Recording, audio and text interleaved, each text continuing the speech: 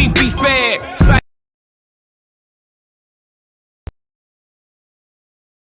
Yeah, okay. Why isn't she cammed up, Noble? I can't see her face. Oh, you can't see my face because, like I said, I got my kids with me, and then I ain't have time to get cute. So, you know, I like to. This her channel. Ma'am, it's midday. How much time do you need to get cute? You'll see the screen. She right here. That's a picture. I want to see her live. Oh. Well, you eventually will, but right now you're not gonna see me live, and you got to deal with that. Why did you say live like that? You're gonna see me live. Don't worry. Okay. Just not today. Just not today. I gotta wait. I gotta wait. Don't pay him no mind. This is my fault. Listen. That's He only civil at night. Yeah, listen. I ain't gonna be civil tonight. Man, Drill, leave her alone. All right. Some things to do. Hey, bro, no, did you hear what he said? He said, I want to see it live. Like, what? You're so stupid.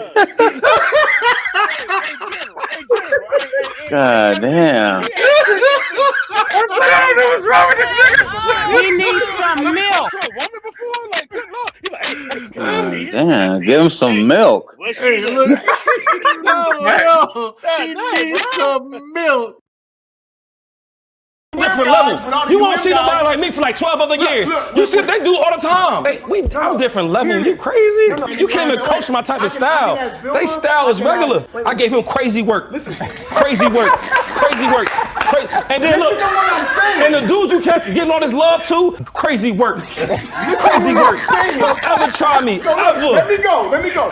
This sounds so easy. It's like some man. He's tripping. Hold on, let me ask you a question. Check his drink. He's tripping. Boom, the world class. I shall rule this world. There are plenty of ways to do it. What up? Welcome to the world class. I am Noble, Migu'el, Mario Tunica Bay, Moorish American Muslim, consecrated and appointed missionary to Moorish Temple of America. In other words, yeah, the slick nigga season slide up when you do you greasy, the punchline king. I does my thing. You niggas no good. Law, nigga. First of all, I'm gonna give a I say Hopi Earth Day. Shout out to the Hopi Indians, ancestors. Appreciate you. To my guy, Mr. Palmer, turned 44 today. We're almost a half a century, my nigga. Kind of want to take time out because bro helped me. I mean, when I had fucking 10 subscribers, he was helping me, kind of, direct my channel and everything. He's definitely had a definitely big impact on my YouTube career. It's helped me on the back end a lot, and I think we take it for granted. And I don't celebrate anything, like none of it, because I think every day is a holiday to me. You know what I'm saying? Because go one day without them, but when somebody had a birthday, it kind of make you think about what if they didn't make it this long. You know what I mean? So, especially when a person has impacted you, a person that has an impact on not just you but other people. So I definitely want to take time out and say happy birthday. I usually say happy Earth Day to Mr. Palmer, Couch Gang, everybody that's been supporting Mr. Palmer and what he's been doing. One of the most authentic brothers in this space. Definitely been a big brother to me, and a lot of other guys in this space. And I mean, y'all got, depending on what part of the manosphere or the community you from, y'all got your OG. That's our OG. So leading by example. Very proud of him. Working on his health as well. Been chopping it up with him on the back end with that, but it's definitely a big deal.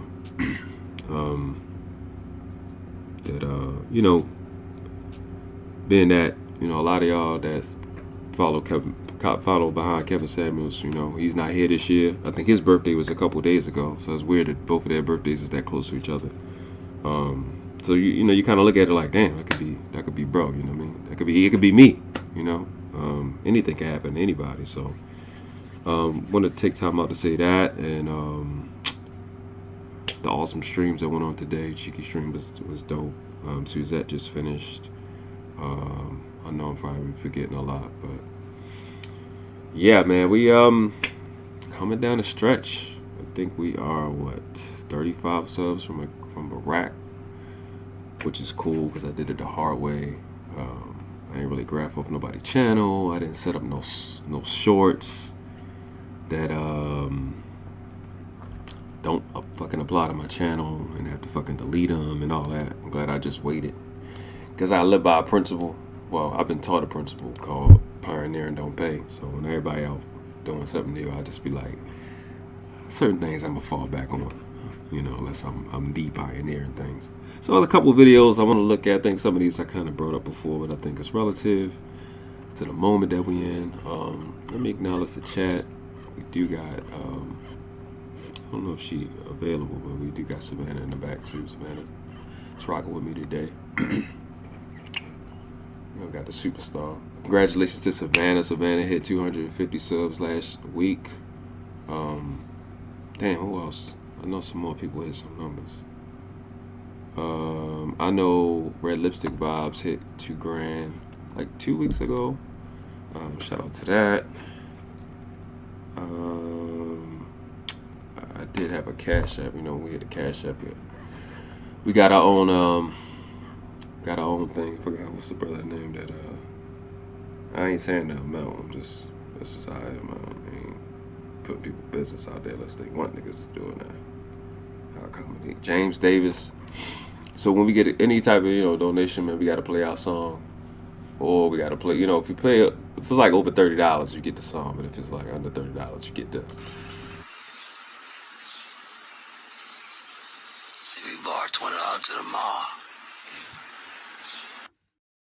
Appreciate you. Supporting the channel. You know, the channel don't work. I work. The channel don't work, so the channel need help. Help the channel out. I'll be fine. You know what I'm saying? Yeah. I'm trying to think. Like who exactly some people hit some numbers. Anybody knows somebody that hit some good numbers? Some new subscriber numbers, or whatever. Please put it in the chat. So let's go with the XL Pro first up, man. I appreciate you for coming through. It's gonna be one of them chill lives. I'll drop the link. You hear the chill music in the background. Chop it up, a couple hours, 2-3 hours, and we can get up out of here. I didn't see anybody live. I'm sorry if I went live on somebody else's toes. I wanted to wait that the Palmer was done and kind of got busy. Appreciate you, bro. Always, bro. You've been supporting you, Supreme 10. I'm even say Zone. Y'all guys have, from the beginning of my streams,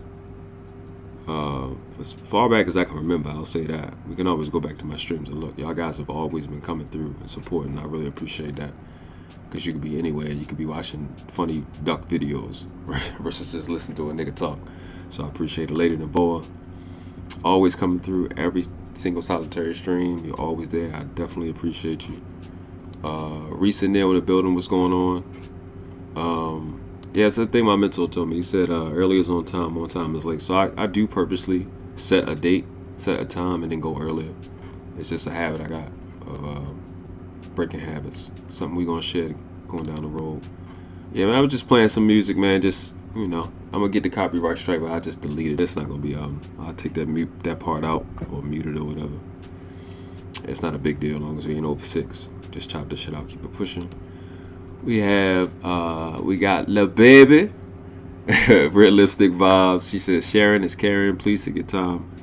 Please take a moment to share this live stream right now. Support the network.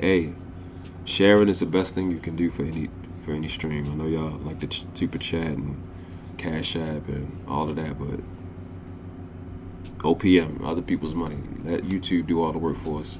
Share. Let your people come and tap in. So the things I've been learning to do a little bit more is share it, so people actually know you're going live. People that fuck with you, you know, they'll know you're going live and give you opportunity to to get the views and stuff, and then let YouTube do the work. We have She's So Lucky in the building. What's going on, Lucky? Appreciate you coming through, love. May not be here now because this was a while ago. What the fuck was this? It's like 11 minutes ago. She be popping in and out. Got Health, Black Pill Diet 2. What's going on? Appreciate you. Yeah, Palmer's 44. Yeah. I got the Gray Pill in the building. This our other channel. I'm gonna be putting a lot of the like debates and stuff, and kind of how to debate. I'm gonna put on that channel. Kind of separated from this. Kind of what we build. So I don't want to.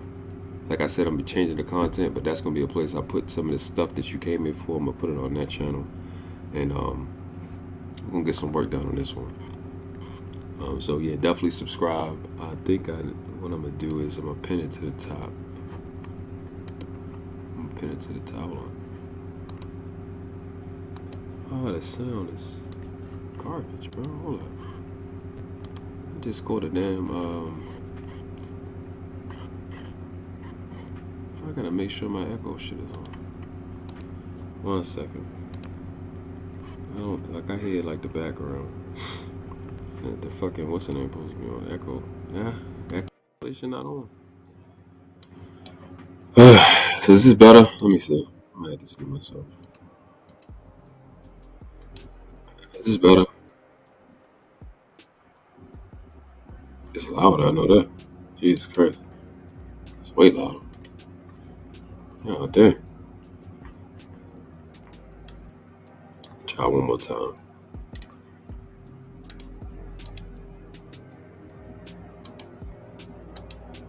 Is this better? Okay. It's better than what I heard. Hopefully it's better than y'all. Better to y'all than what I was hearing. That shit sound crazy. I ain't had an echo cancellation on. And I don't even know what the sound is because I ain't got nothing. The only thing I'm fucking up with is that my hand is literally next to the mic. So every time I click, you hear everything. Okay. I appreciate you. Appreciate it. You know how it is, cool.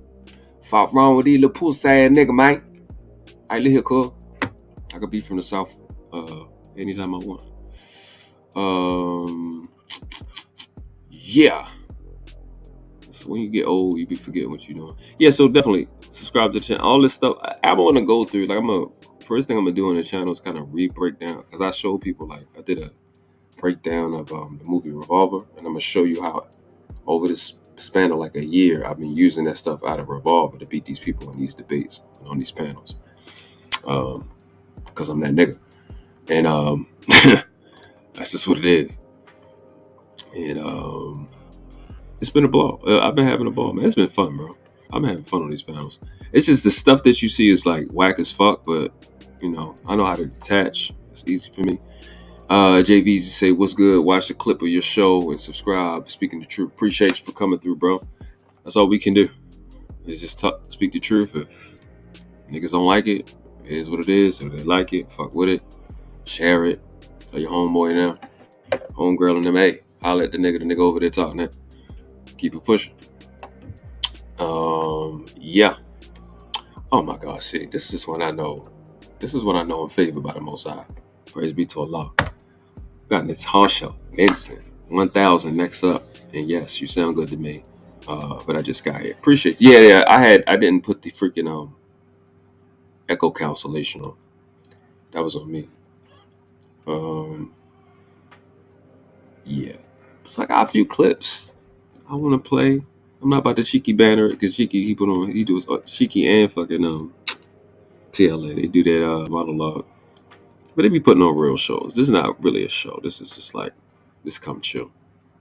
You know what I'm saying? It's like the hallway when class is switching and you just holler at your homeboy like, damn, yeah, man, I'm at the holler at you, tell you da-da-da, whoop, whoop, whoop, whoop, whoop. And you know she was over there fucking with him and that. No, that's what this stream is. Some chill shit. So I don't know. I'm waiting for one person.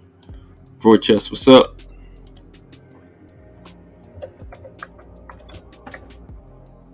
One thing. Because I dropped the link in a little bit.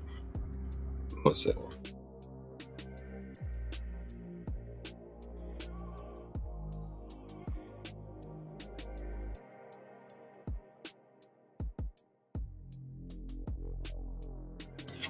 Yeah. So, I guess I should just talk about what's been getting talked about, and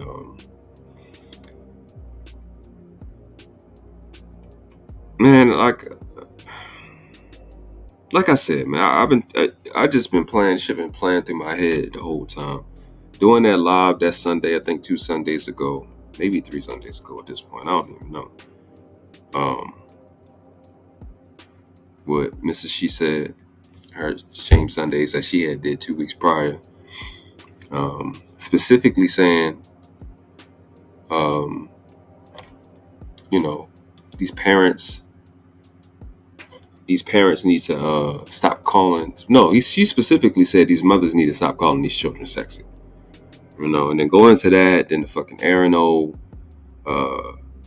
If she's 16, she's married, I'll marry. If she's 16, she's legal, I'll marry her thing. And then the sequential lives and conversations thereafter, down to the damn Jay Prince, like they blaming Jay Prince because of all of the flack there, which is just crazy to me. Like somehow Jay Prince is responsible for the shit Aaron O said out his mouth. That's what it'll look like to me. You know what I'm saying? To be that whole deal, and to where right now, there is not. I mean, like I said, I could drop the link. Y'all can come up if you want in a second. I'm actually waiting for Savannah to pop up whatever she want. She got the keys to the city around here, but I'm just kind of going through everything. You know, we do lives, we got shows and shit, and then other things be on our brain that really it's not show worthy, so you just kind of get it out. So from there,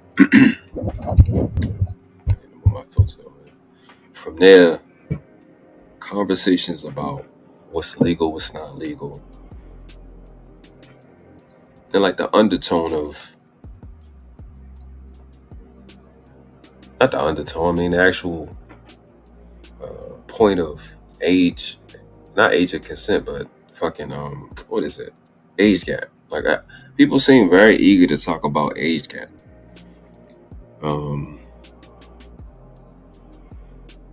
I mean, I've stated plenty of times. I've on plenty of panels. I had a girlfriend all the way through high school. Her name was Tia.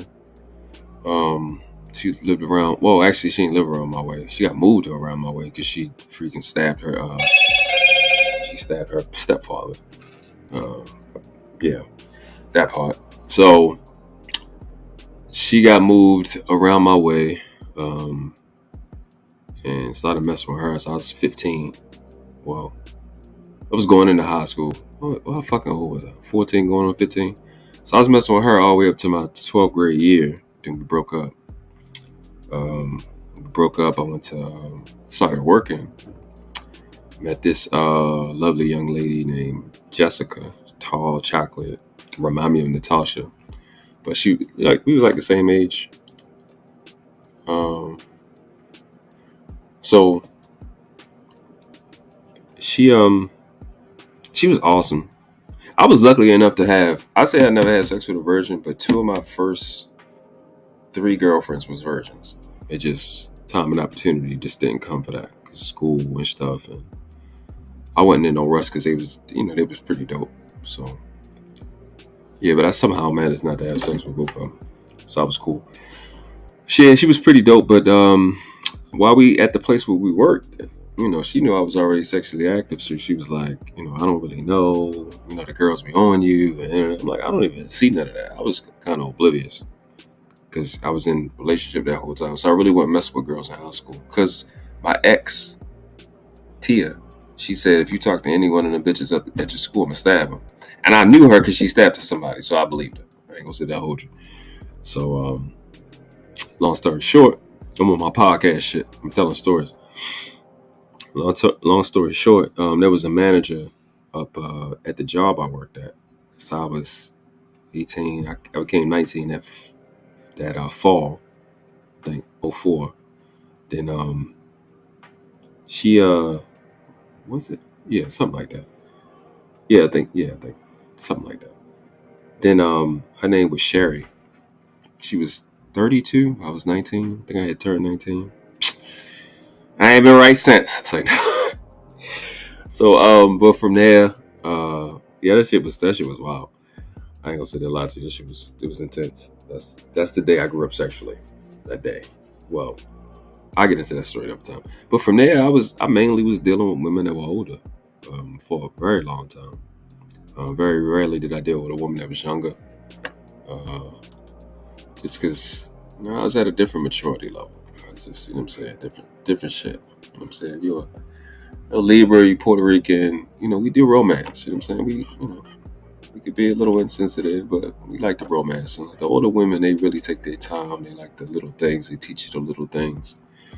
And I was just in that bag. So I guess I've benefited from the age gap a lot. So I don't really have a problem with it. At 19, she's 32. I was definitely a young wolf. She really didn't stand a chance. She really didn't have any chance, to be honest with you. I threw that charm on her, and I wasn't even good then. I wasn't even good then. I ain't even really had a mouthpiece like I got now. Well, like I had in my 20s, even to say that. I was just, she just ain't have a chance. So we talk about the double standards when it comes to age gap and shit. I'm sorry, when it comes to male and female, what men can do, what women can do. And I'm just saying, it isn't as bad as when society is not going to look at it when a guy is young versus when a girl is young. It's just, they're just not, you know what I mean? It's not going to happen. Because even in my mindset, so like that age gap thing, that's one conversation, but that literally has nothing to do. Literally, there's no connection to an age gap with I would say around 20 and up. 19, 20 and up. 19 sound crazy when you start talking about a 40-year-old dating them or 30. It just sounds psychotic. Teens sound wild when they 40 or 30. Natasha asks, she knew you were 19. Yes, she had my social security card, birth date. Yes, she knew exactly how old I was. But I'm an anomaly. I never freaking knew. I didn't really hang out with my age range because everybody else in my hood was way older than me. Way older than me. You know what I mean? I was one of the only. It was only like 4 of us I lived on the street called El Dorado, right off of. I'm sorry, I live on a street called Catherine, right off of El Dorado. And my brothers and his family, they live off a street called Wentworth, a block. Let's say, what direction would that be? West. So we wasn't the boys. Like I said, I think I said on a podcast shit or on another channel. I had 2 friends, Dante and Monte. They were twins, and they died in a fire. I was a little kid. I was a little boy, so it wasn't a lot of boys around my age. So I was hanging around with older people. So I carried myself in a completely different way. My dad was doing what he was doing. My big brother was doing what he was doing, and so. It was pretty easy for me to be dealing with an older woman because I was around old women, like, you know what I mean? Grandmother age and shit like that. So to talk to somebody 30 when I'm 19 is like kind of like a bigger cousin. So I already know what you like, you know what I'm saying? It was easy. It was a walk down, you know what I'm saying? Most things with me when it comes to women is easy. Life is not hard. It's just when it comes to them doing what they need to do for their life, it's extremely difficult. I don't understand it, but they'll do what I ask them to do because I don't really ask them much. No damn well. So I say all that to say I've experienced the age gap, and I've experienced it in the other direction. My son's mom is 5 years younger than me. Met her when I was 26. I was done my hoism. I was done. I was ridiculous. I was a demon. I ain't gonna say that. I was a devil. I was ridiculous. I ain't gonna say that. I was out of control. Well, I wasn't out of control, but I was. So, like, I was in control, but I should have been on the shit I was in. I had no reason to be doing that. Yeah. Meet a girl, fuck her the same day. I did that like good 12 times. Obviously with a condom and shit like that, but I was out of control. So the age gap just don't hit, but the age gap has nothing to do with a nigga fucking a child, a minor, because a little girl or a little boy that's 16, that's compared to a 20-year-old. A 20-year-old is an adult everywhere on earth. You know what I'm saying? So last point on this is, bring this up and I give my 2 cents about it because I really haven't been able to get into it. It's just that I see that this age gap thing that females have a problem with, because Cheeky was talking about it earlier, and he was really speaking to the fact that females, like so-called women, have a problem with an older man dating a younger chick. But I don't even limit it to that. What it is, and it's nothing but this, and I said this in a video, male pleasure is a negative thing to females because they figured out, and they figured out in their mind, they've already done the math, that men have got enough stuff, they've got enough pleasure, and they made up in their mind, you shouldn't get pleasure and you shouldn't get stuff. You know what I'm saying? And that's just it. So to the age gap part, they know a man will get higher levels of pleasure because that young woman is not going to be there to be an asshole as much as an older chick would be. And y'all younger women and you older women need to start realizing, I don't get why y'all don't get that. Well, when these chicks are telling you shit, they're trying to get you, they're trying to play you out of position. And that's what's going on. Trying to play you, they trying to intentionally give you information for you to sabotage your own situation. Because, again, I'll go back to the monogamy thing because there's no other way to explain it. Law of habit says how you do anything is how you do everything. So if you want to be the only one, that means you want to be the only one. And if you got a culture, or a pseudo culture in North America where you just going to gorge and overindulge no matter what, so you gorge and overindulge when it comes to being the only one. And a lot of chicks, if their value system is, I want to be the only one, then counter to that is, I don't want to see another chick be the only one. I don't want a chick to get what I want. So they give y'all fake ass advice that's going to cause you to undermine yourself. The young chicks need to listen and stop. You need to stop fucking listening to females and listen to men like me. Everybody else's voice is irrelevant. I've been in and out of these women that you're pretending to be and that you think have your best interests. I've literally been in and out of them. I'm telling you the real deal. They seem like a threat to you. They're putty in my hands. They faucet water in my hands. They melt. I'm telling you what the real deal is. They want to be the only one. And they will tell you whatever the fuck they need to tell you for you to fuck up your shit. They don't want you to have what they don't have. Even if there's enough. So there's some negativity when it comes to men's pleasure. That's just general. That's not even with niggas. That's with Aria. That's all around the country. I'm sorry, all around the planet. Men's pleasure is a negative. You're supposed to be down with keeping men from getting what they want because they're supposed to accomplish something. I don't know. But I was looking at what Cheeky was talking about earlier in the numbers, the birth rates.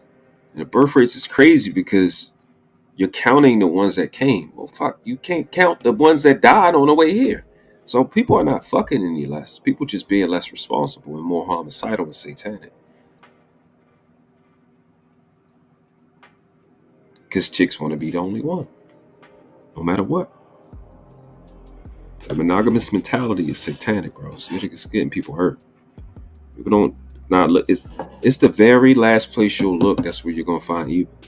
Why would it hide in a place that you think is a threat? It's going to hide in a place that you're comfortable with. A place that you'll protect.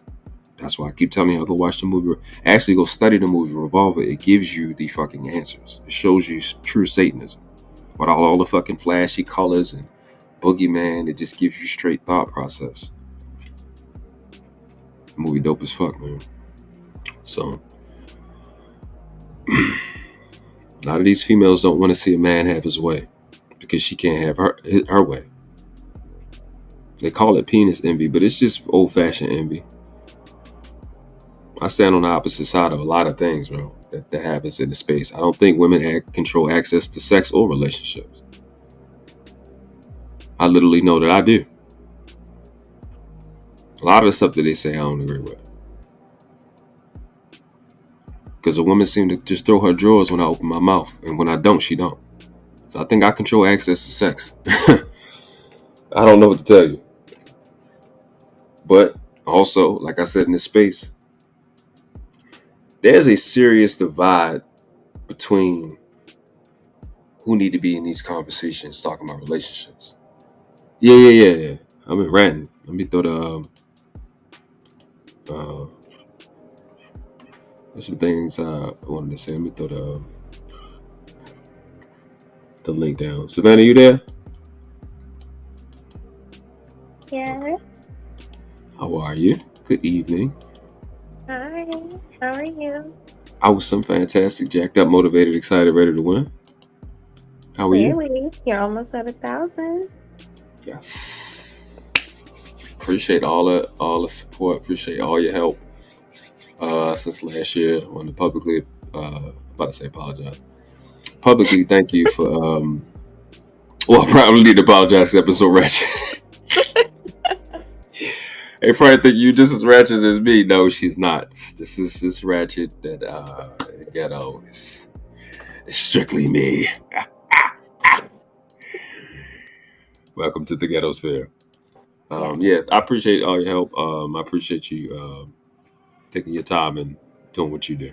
You know, I definitely appreciate you for speaking up for children, speaking up for yourself and what you think is right, irrespective of these chatty MFers that wants to, you know, act like I'm making you say something or whatever. You don't even gotta speak to that, but like you don't have your own mind. But I appreciate it. You and Courtney give me faith. Y'all the two that have opened y'all platform and y'all mouths in defense of children, louder than everybody else. And I appreciate y'all too for that. So I just wanted to publicly thank you for that, and Courtney, because it means a lot. It gives me faith in humanity. I was losing it. Shout out to Courtney. Definitely. I mean, Oh, we got Lexie in the building too, my fault. Hi, Lexie. Hi, Natasha. And hi, Big Mike. Oh, Big Mike. Yeah, I did see it. Yeah, but I'll speak on a little bit of the people thinking I don't have a brain of my own.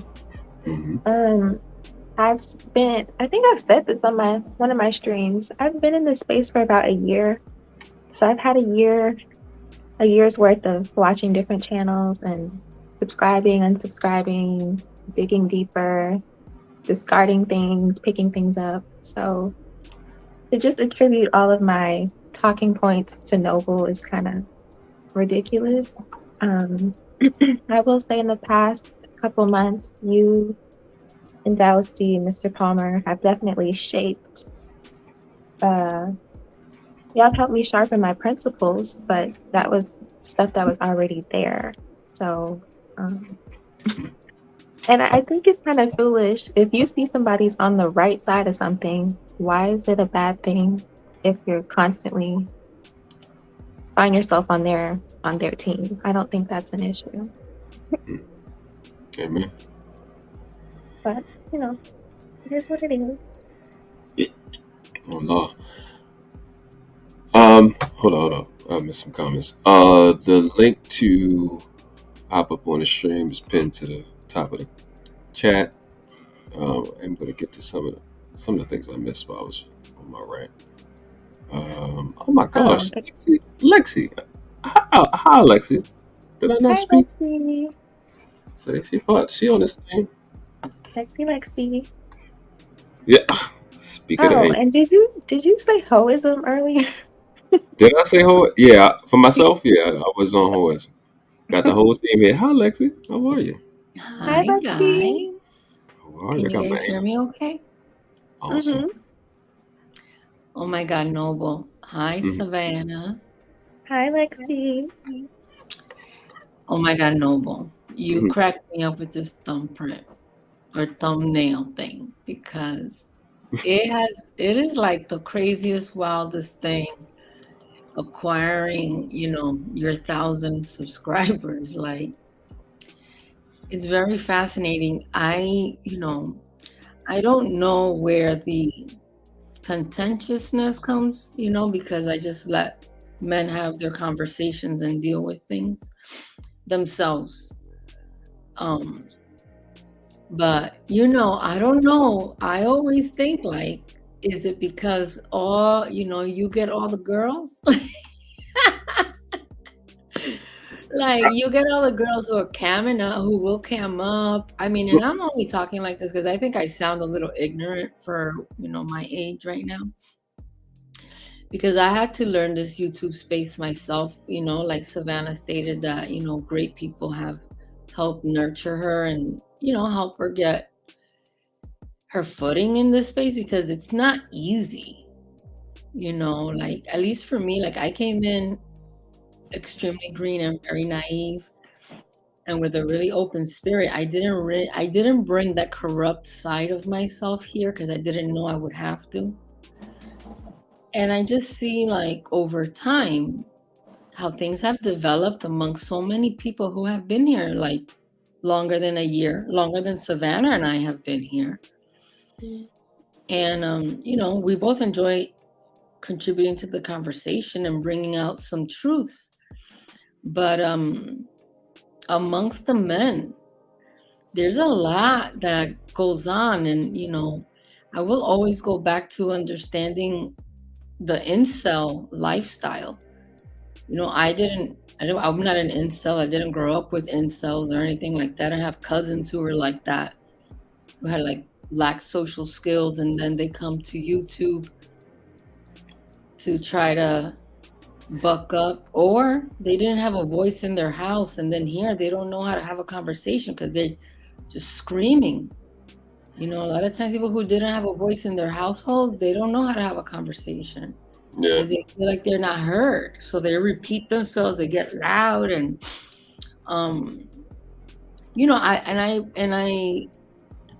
I think you navigate those waters very well, world class. Savannah, you are just hilarious. I can't take it. I can't take it, Savannah. Like, I can't wait till you're my age because you're going to be so lethal. The way that you absorb life and the way that you give feedback, it needs to be acknowledged. Like, you're not even if you're soft-spoken and those things, I know you still have it in you to really regulate a situation, the best way that you can. And it's not I don't think it's fair to people underestimate what you're capable of because of your age. Because there's a lot of people my age who are very immature, including myself occasionally. I have my moments. I do.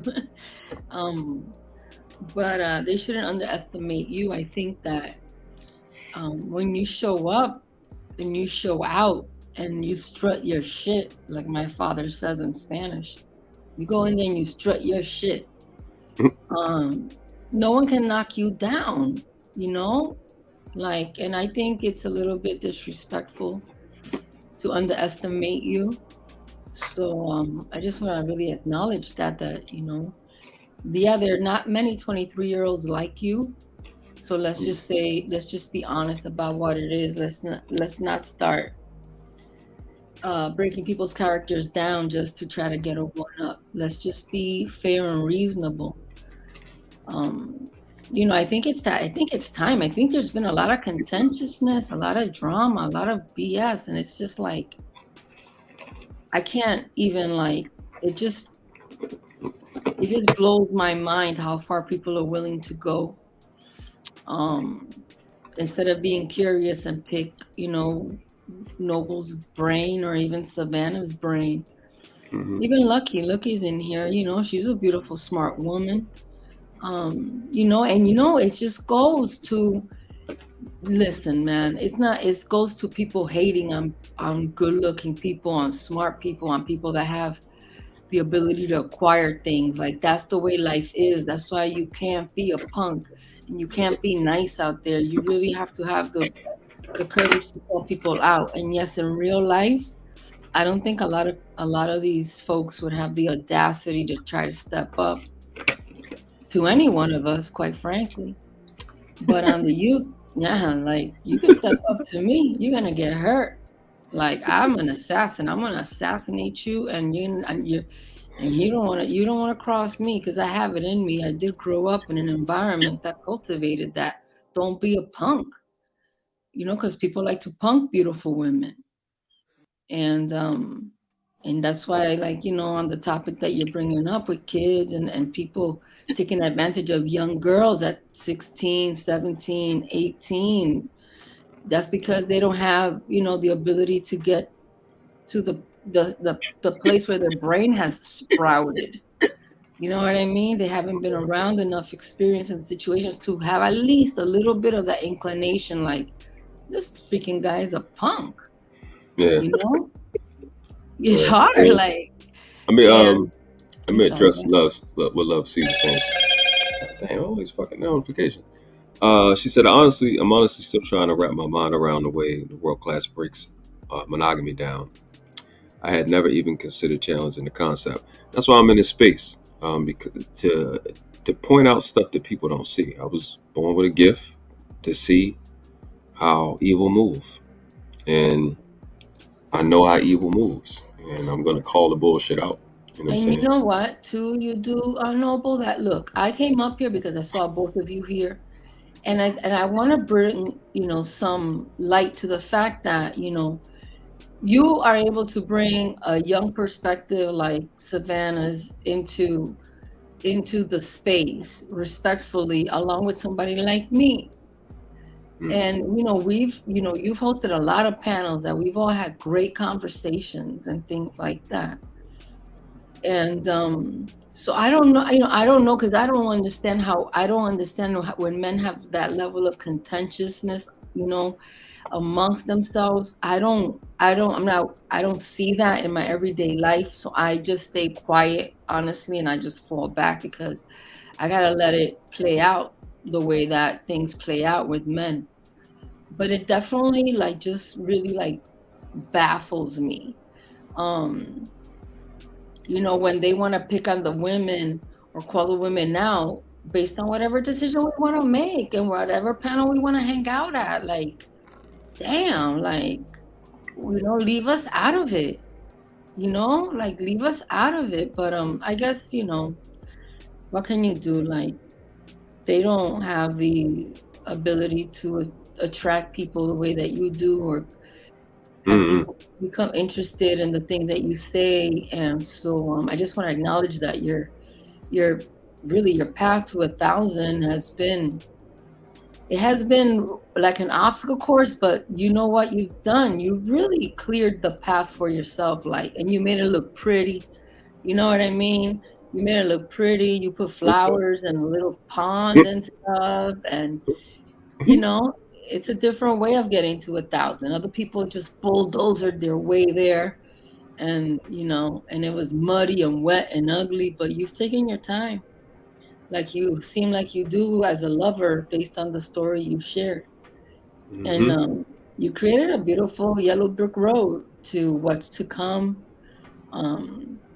And so I just want to listen. Oh, Big Mike is here. Wish you much success.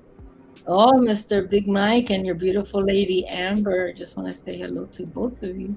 What up with you? How you doing? I'm doing well, sir. But I just wanted to wish you, always the best to you, Noble. Always. And of course, Savannah, I love everything you have to say. And Mr. Big Mike, I respect your beautiful life and your beautiful lady as well. So that's all. I just wanted to contribute that, and I'll be listening, and I'll be in the chat. All right, Lexie. Appreciate you. Peace out, my folks. Mwah. Big kiss. Peace out, Lexie. Definitely appreciate you. Hi, what's going on? Hey, what's going on, y'all? How y'all doing? Awesome, fantastic.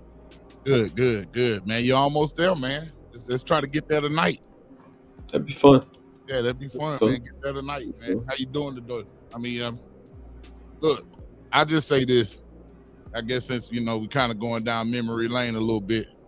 When I first met this guy, you may have had 100? Yeah. 150 subscribers. And we started talking. And you like, man, I don't really know about this YouTube thing. I don't really want to take it seriously.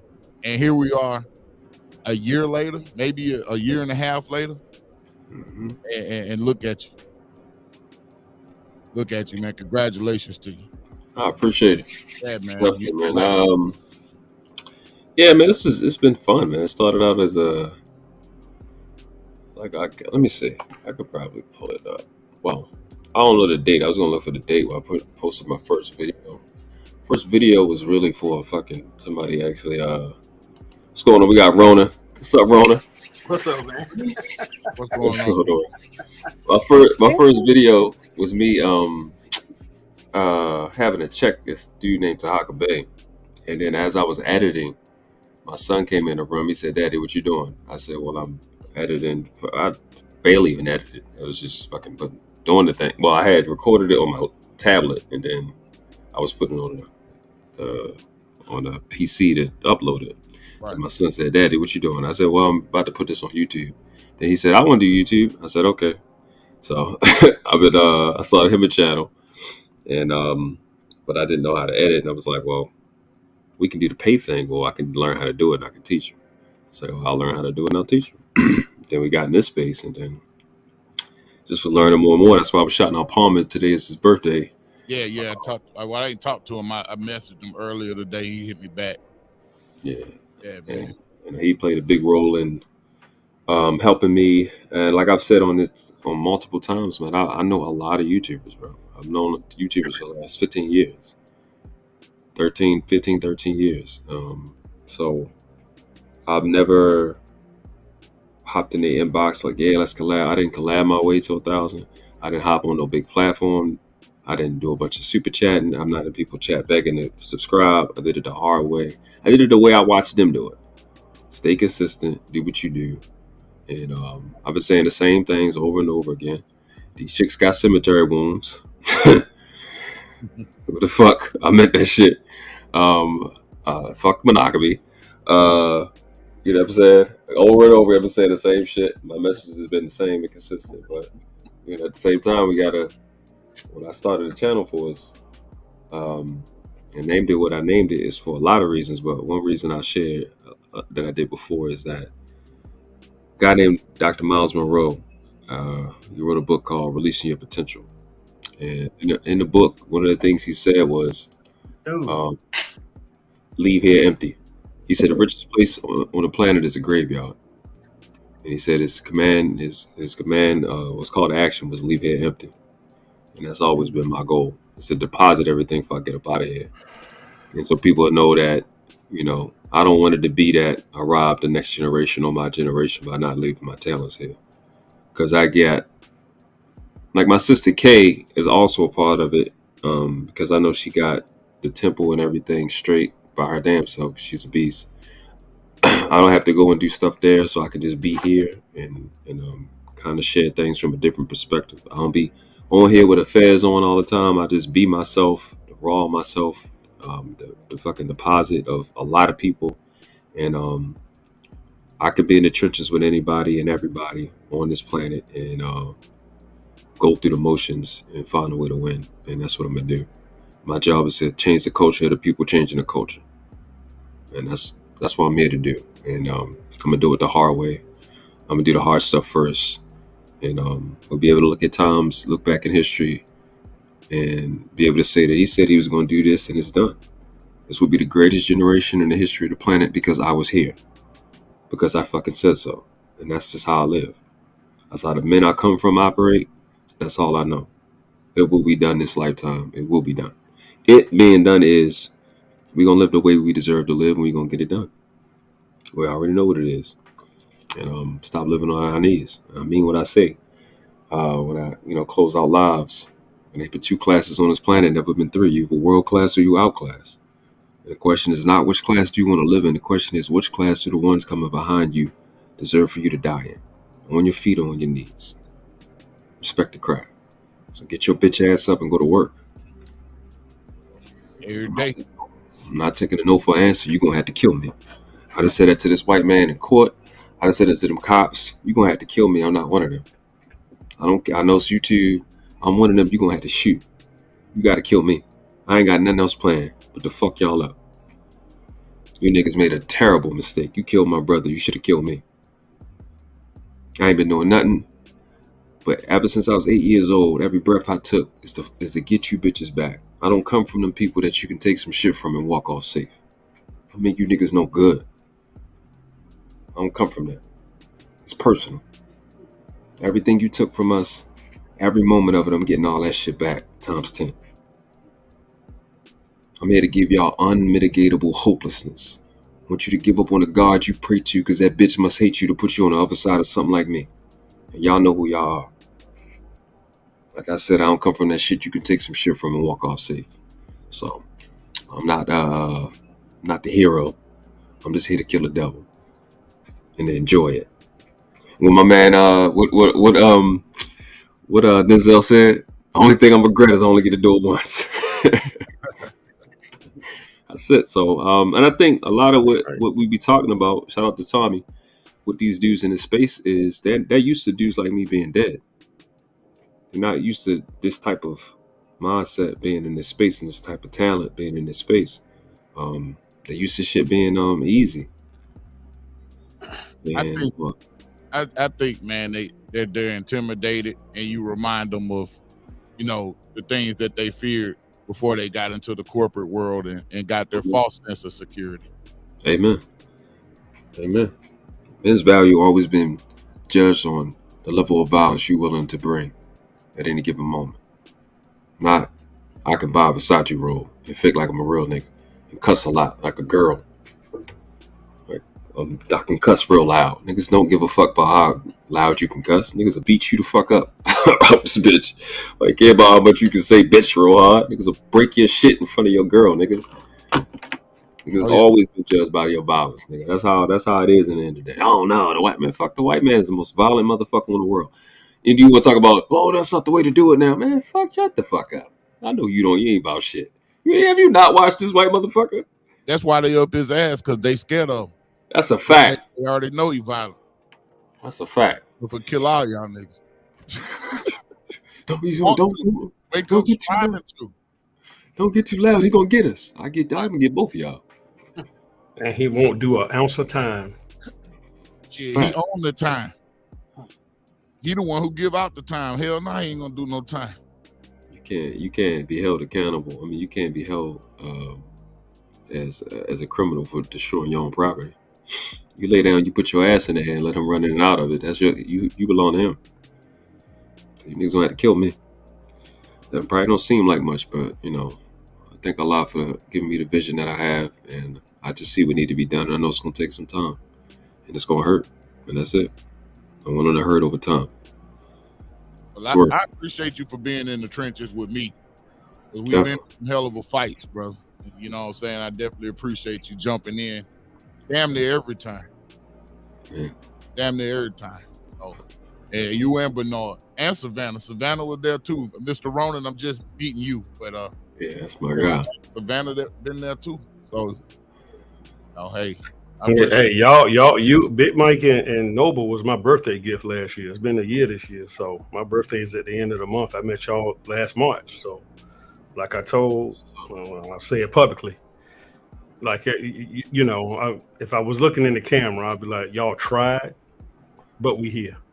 There's nothing you can do. I don't know what to tell y'all for what's coming because you tried, but all three of us are here. I don't know what to tell you. It's going to be a problem. I'm going to tell you that. We're going to be like a math book full of problems for you. Full of problems. And you won't solve them. Because like I told my two brothers up here and my daughter up here, Mr. Roman, you weren't in that conversation, but like I said separately to all of them, we sifted through a lot of people within the last year. And this is where we at. This is exactly where we at. All Noble and the little time Savannah's been up here, and especially Big Mike, those two guys can tell you we sifted through some people. This is where we at. Real talk. We done killed some of the so-called best. Real talk. It's a bunch of dead men walking around here, man. We know it. Yeah. Everybody else just don't know it yet. But and it just ain't no threatening tip. Like I'm saying, we killed y'all already on this motherfucker. That's a fact. Right. That's a fact. Y'all already know it, but we killed y'all already, and y'all know we did. Like I said, your mute button is my weapon. If you hit the mute button on me, that's my weapon. Yeah. They try to shut everybody who's saying something up. Space is garbage. If they let you talk, chances are you ain't saying shit. I'm just gonna be honest. That's a fact. You know, shout out to Ronan, man. I heard your story on Noble a few weeks ago, and what these two brothers to tell you, and Savannah. I'm gonna put you right under that umbrella. I'm a protector, bro. I'm a protector by heart. You know, I don't believe in nobody messing with the kids. I will lose everything. Like literally, I will lose everything. And you know, we have a lot of affected grown people that were kids once, and so you still got to take care of them too, because some of them never talked because they had nowhere to go and talk. That's where I'm gonna come in. That's what I go to school for. Be a counselor and a therapist. That's what I go to school for. My company paying for that. Then I'm gone. Thank you, I appreciate it, but it's for us. It's for the village. This is exactly what this is. These two brothers will tell you, it's the village. So welcome to it, bro. Amen. I just like to see solid people moving, and not just in the space, but beyond the space. And that's what the manosphere initially was, until they got tired of stagnant individuals taking up space and not looking to move anywhere. So they decided to take it offline for the most part. And the thing is, like, you got people who are some soulless living abortions out here. Amen. And I think it's like, it's about principles and purpose. And once you move a certain way, you got to move accordingly, both with your feet and your wallet. And like I said, you doing 1,000, that's cool. I say just keep moving unapologetically. You know, yourself, Savannah, Big Mike, Bernard, people in the chat. Upstanding people still matter. They still fucking matter. Yeah. Amen. Amen to that. Because you can't build anything without people that give a fuck about stuff that makes. I got like, bro, it just. I mean, some things you just think is like automatic. Like if a child is brought up, protect the children. It's like if you get something out of the refrigerator, it's a good chance you should close the door back. It's just like that simple. I thought. What happens in this space and what's annoying about it, which for me is almost triple annoying, because I got to watch this same stuff that's happening in this space. I've watched this shit happen in the conscious community. I've watched this shit happen in history as I've studied it, and as it's been shown to me, it's the same thing over and over and over again. Same exact guy. I can almost go through, I keep shit a stack. I can go through almost every century of history and show you an Anton Daniels, a guy that's going to buy people that's purchasable.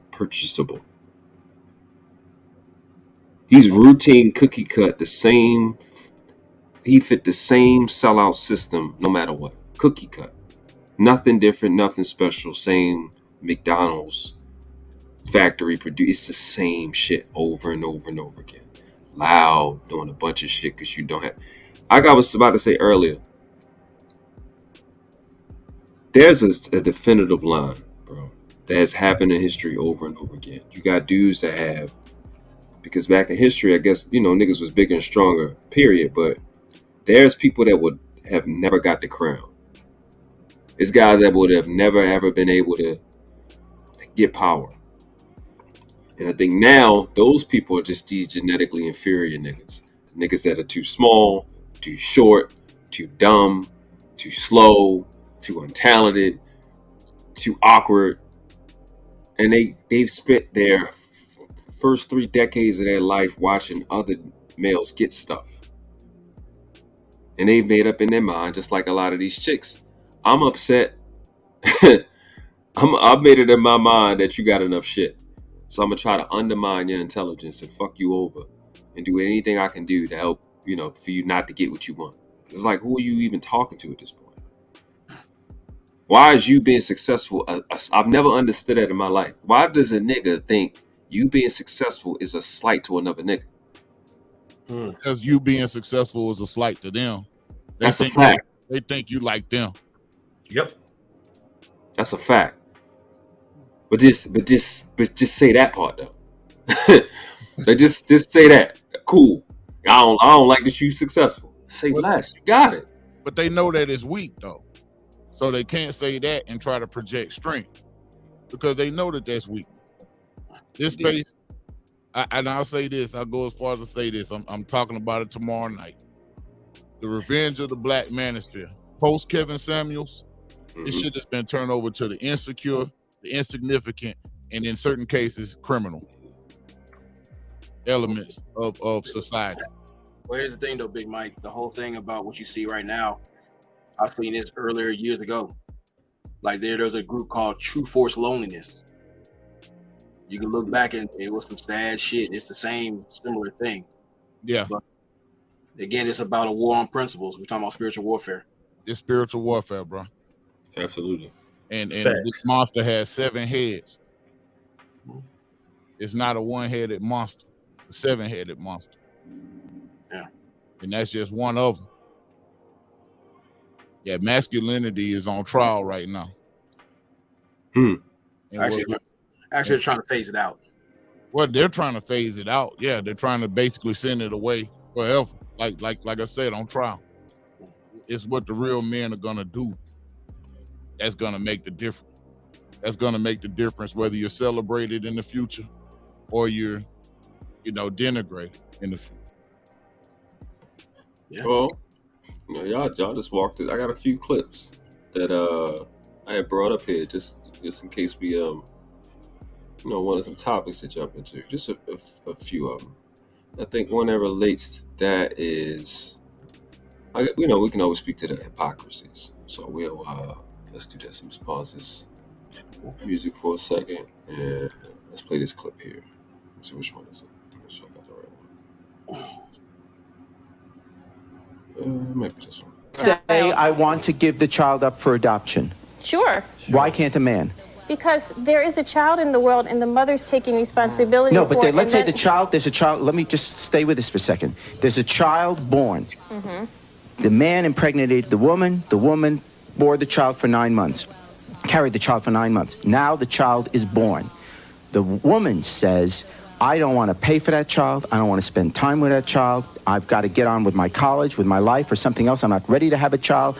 And so I'm giving it up for adoption. Is a woman allowed to say that? Yes. Even though there's a child in the world saying, I don't want responsibility. Not be responsible. If a woman can say, I don't want responsibility, is a man allowed to say, I don't want responsibility? I think not if the woman is keeping responsibility for the child, then I think the man has to have some responsibility, minimally. Pardon me. Why don't you wait till I'm finished? Your sexism is showing. Then I think Sexism is showing. Can a woman say, I want to... Can a woman say...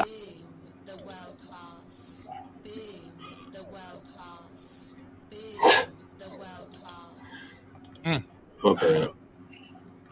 Yeah, that part. Hey, now the sisters sound like that. That was probably what, in the 90s? I'm glad that was definitely in the 90s, probably, yeah. Yes, sisters sounded just like that, man. Now people are starting to understand why I refer to most of our children as human unemployment vouchers. Yeah. Yeah.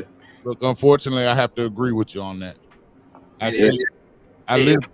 There's no pride in saying it. It's just like what you see out here. It's like either this child is a lick, or it's a parental chess piece, or it's a trauma doll. Shit.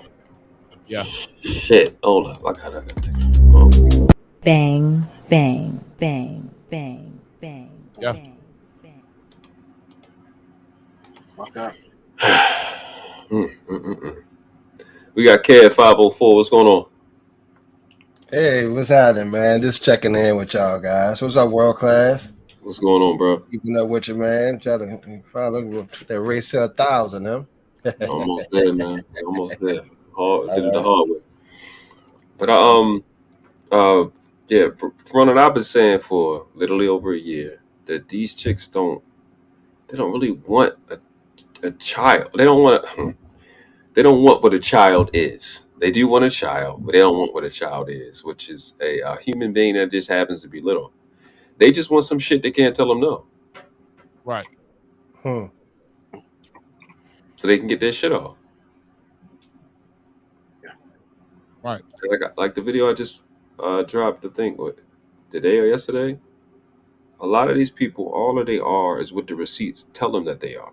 Everything is a consumer experience. Everything is a cheap, over-the-counter transaction.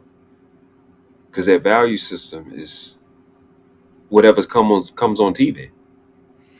Oh yeah, we've been in trouble with that shit. We've been behind. That's why That's why a lot of the talking points you get on Black YouTube is frivolous. Mm-hmm. I mean, we've been had this thing. That I have daughters. Some, they tried when they tried to measure things like men not in the home. Well, how the hell do you measure that? Just by marriage alone? Because a lot of people live together are not all married or not married. They live together, so you can't measure that or the impact that one man has on several children. So they get into these arguments and debates and just use the black, people and culture and shit like that as arguing points and stepping stones, and really don't give a shit about it either way.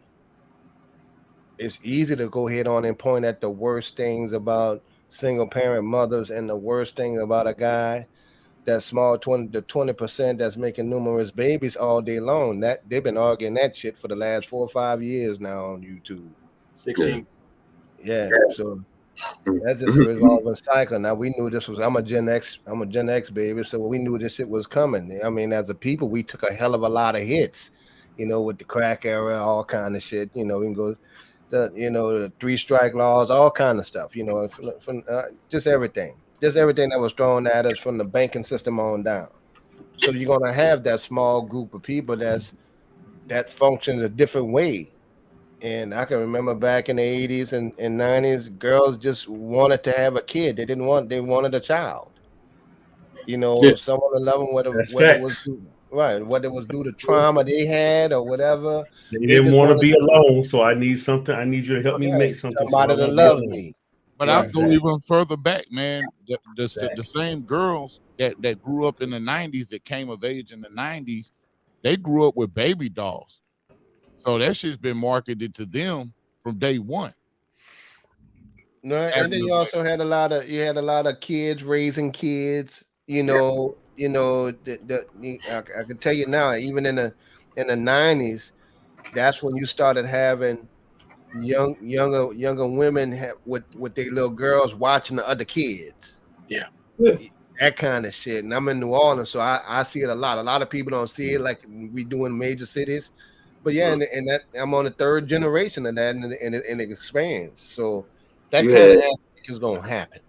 You had the mothers start to attack other elders and other parents around the child to help, saying that they can't say anything to them. Yeah.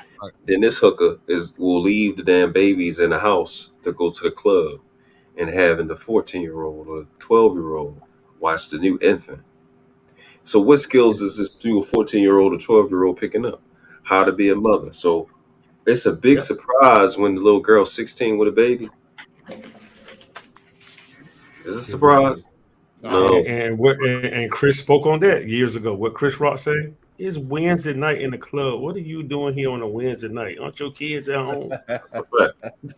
See, he be saying slick stuff and people be missing it. But that was like one of the funniest jokes he ever said. He's like, it's Wednesday night. What are you doing at the club? Aren't your kids at the house? Here's the thing. Remember, like you just said, it's 16-year-old having a child was abnormal. And then when it got in the 2000s, that was almost normal. But the thing is, now you have 20-year-olds and sometime on nearly 30-year-olds with multiple kids like that, and that mentality carried over, So it's that 2nd generation. That's why you see them now, man. Like you got several kids at 30, and I got my daughter's mama family is like that, just having babies, What do you think about when they spike the kids with NyQuil before they go out? Shit. Yes, that part. Well, it used to be beer back in the day. You used to be able to give a kid beer in a bottle back then. Yeah, when the kid was teething, they give them beer. Mm-hmm. Yeah, for colic. Yeah. Yeah, but yeah. Oh, they had a lady that was giving melatonin to kids at the daycare up here. It's like, yeah. Look, it's always been the sedator. Yeah. Yeah. always been the sedatum. But I think that what we're seeing is just the cycle coming back around, because it wasn't many generations ago to where you did have older kids that raised the younger kids, especially if you had a family of 12 or 13. Mm-hmm. 12 or 13 children, then naturally the older children were gonna raise the Yeah, younger will help children. look out. Right. But now it was just the difference is the values that were being imputed into those children is different now. Yeah, it And- was more family then. Now Yeah. it's more of a chore because we got two irresponsible parents. Well, You it's know? not. It's just the effects of capitalism. Yeah. And this is just how it's going to evolve, and it's until it's totally destroyed. But you got people that have to work, and a lot of times both people have to work. That wasn't really the case before the 1950s.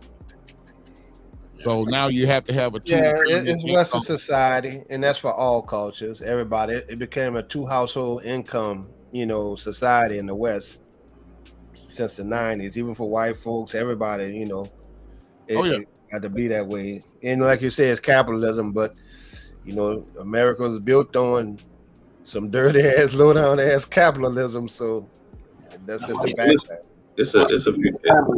It's a few things. The children are in the house now, taking care of their own siblings because nobody wants to talk about child alienation. Yeah. This lady then kept the damn baby away from the father so she can make a claim on him for free. Like we jump too far down the road before we leave the house. Why the baby there by himself? If she gotta go to the club, why won't her goofy ass take the baby to the father? If the father is trash, watch this. If the father is trash, why don't her goofy ass take the baby to his mother? Right. Okay. Now, See, this is when people say that, this is what I say. And I'd say to that, yeah, they do have a few women that out of spite will keep their children, keep the child away. No, it's not a few. It's 70%. 70% of the cases that are filed, child alienation is reported. It's 70%. Same single mother rate.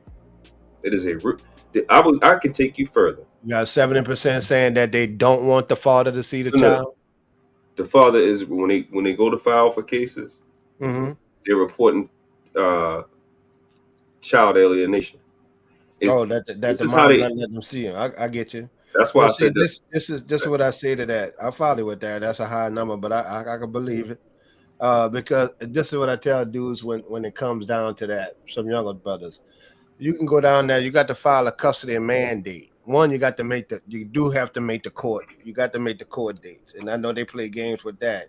Two, you got to file. You can go down there and file for custody mandate. I think the system now is changing. If you actually paying for child support, the court is now going to make sure that you get to spend time with your kids. I do see a change in that. They'll put it on paper, but then you can't call anybody when she say no when you show up to pick up. It's a court thing. You had to go back down there and refile. And then they just gonna give paperwork again, and she gonna say no again when you show up, and you can't call the police or any kind of assistance to spend that time with your child at that time. But I'll say this: you got to get it. You got to get it in court. You can exactly go through what I went through. It ain't none of that. They just take your child out of state and send them somewhere without you knowing. So that part right there, like I said, I'm gonna say this publicly. Everybody ought to be glad I'm standing here because I was about to go wild, wild west. My mother had to talk me out of the craziness I was about to do. She had to cry on the phone and pray at the same time because I was about to go in. But I'm gonna say that publicly because it had nothing. The court said one thing. You're right, Bit Mike. But when they start doing all that crazy stuff, and then your daughter come back telling you she's getting bullied and stuff, and all this other stuff, it won't nice, man. It won't. I was about to take a whole city to a whole nother state. Literally, I was about to take a whole city to a whole nother state. But see, I don't think about the numbers. I don't think a lot of dudes actually putting the effort in to try to do that. And I do know they got fathers like myself and you and gentlemen like that. But overall, I don't think they fighting for it. You got to go down there and fill out the paperwork. Is what I tell you. But have you noticed? Let me share my story with you since you shared yours, man. I'm raising up. My daughter's 11. Her mom passed of breast cancer when she was 3. I'm in my 50s. We had our last child at 40. I had to go back and forth to court. She's from Kentwood, Illinois, outside of Chicago. I'm in New Orleans. The parent, her mother and her brother actually came down to let my child visit with them. And they actually tried to kidnap my child, and I had to catch them at the airport. And they filed paperwork in the state of Louisiana, filing for custody. Then when they got to Chicago, then they was go give all kind of claims and shit like that. Then I would have had a different ball of wax. I had to catch them at the airport right while they was about to get on the plane. And the only thing I had to tell a dude who was a cop, right? Her son is a cop. I said, nigga, the only thing that's killing, keeping me from busting your ass, dude, is that we're in this airport. So I understand how you feel about that. All of that, just instead of just in the dog, my ex has been dead since my child was 3, and she 11 now, and so that's why I know about the custody mandate, because she had grandparental rights. So I let her visit with the grandparent, and she wasn't bringing her back from Chicago. She just came down, rented a car, passed by my house like I wasn't there, and was getting back on the plane. My daughter had a round trip ticket, no luggage. And I would have had to deal with that shit in Chicago. So then I'd have been on the road to Chicago, and it wouldn't go end up well. So I feel you on that. But have you noticed that the dudes that don't want their kids, it's a big myth that that men just aren't fighting. But the dudes that don't want their kids, those are the niggas whose baby mamas pull up on y'all when y'all out and just throw the baby at them. These niggas ain't on child support. Right. They ain't going to court. You tell a bro you don't want the kid, bro. That's how you see your damn kid. Well, the game is to go after the decent dude. The decent dude is usually the one who get that charge. And they got. I know girls that one dude she had a kid wouldn't shit, and the other dude was just working. She don't even try to put the nigga that ain't shit on child support, but put the dude that's working on it. Exactly. That's kind of bullshit. I feel you. When I seen it. Well, I said it earlier in the stream that answers the question. It used to fucking stress me out. I'm like, why the hell you get the chick that got what? You had the same chick that will complain about the nigga not coming to see him, and then another other baby daddy should be keeping him away from him. So I just be like, yo, why? I've seen that so many times. It's crazy. Like, it's crazy. But I answered that early. I answered that earlier in the stream. What it is you as a male, and it's with these males too, these hating ass males too. Your pleasure is the enemy. Whatever they think, right? They won't fuck that up. Yeah, that's it. Whatever your pleasure is, mind or advancements or stuff. Yeah, they got some vindictive women out there. That's it, right there, Noble. You preaching. They don't have no standard. It's just whatever you like, they want to be there to stop that. They want to make sure that's a bad thing. They don't care. So if a nigga is a nigga if a dude don't want to be a father, her mind is, he gonna go out there and have fun. I gotta go there. I gotta stop him. If she think he's gonna be a good dad, I gotta stop him. I gotta be in front of. So that's their own. That's how they operate, and it's not by accident. And you can erase everything you've ever seen. I promise you'll see it in the next 90 days. Every day. That's all they do is whatever you like. I gotta be against it. This is why I said because I can't. Oh, sorry. Go ahead, Ron. Go ahead. I said this is why I said. Your mic is chopping. You might want to reset it real fast. All right. No, I said this is why I kept saying about same rats, different habitats. It doesn't matter if they're from Martin Luther King Street or Wall Street. We've always asked, like, who would you be without your negative narrative? Some of the guys you sleep with or some of the women you sleep with is on the sake for confirmation bias. Bang, bang, bang, bang, bang. So it might just like saying these people ain't shit, but you're the common denominator. So you're that kernel of corn in that shit. Come on, man. Shit. Mm-hmm. Come on. So I agree with you guys when it comes to how is it that you got someone who's looking to be a parent and you're an obstructionist, but then this person who ain't shit, you're trying to put that person in that place. So you're fearful of actually having someone who presents solutions, who presents safety, because we always talked about it. When it comes to family, that can lead to wealth and security. When it comes to community, that word leads to power because you got the cornerstones out there built around there. You don't have to worry about outside municipalities to run your shit like you see today. So that's why I said we don't have neighborhoods anymore. We have ethnic outposts. Yeah. That's Hey, Broden, try to reset your mic. It's like it's Borging. You're kind of Borging a little bit. Yeah, I said fix that. Like, yeah, it's a little bit too high. How about now? That's a little better. Yeah, I said to reset it, but I said there like I just want to sit there and like salute you guys, give y'all flowers. Like, well, you know, while you're still here, it's like there's solid people out here who are fighting, and I know quality over quantity, so that's what I talk about. That's what I support. That's why I appreciate you, bro. I appreciate what you do and the wisdom you bring to these panels. Definitely, because definitely. You call the shit out. The way you word things is amazing. It's always stellar. And I appreciate it. The thing I was going to say behind that was, like these. Oh my god! Like,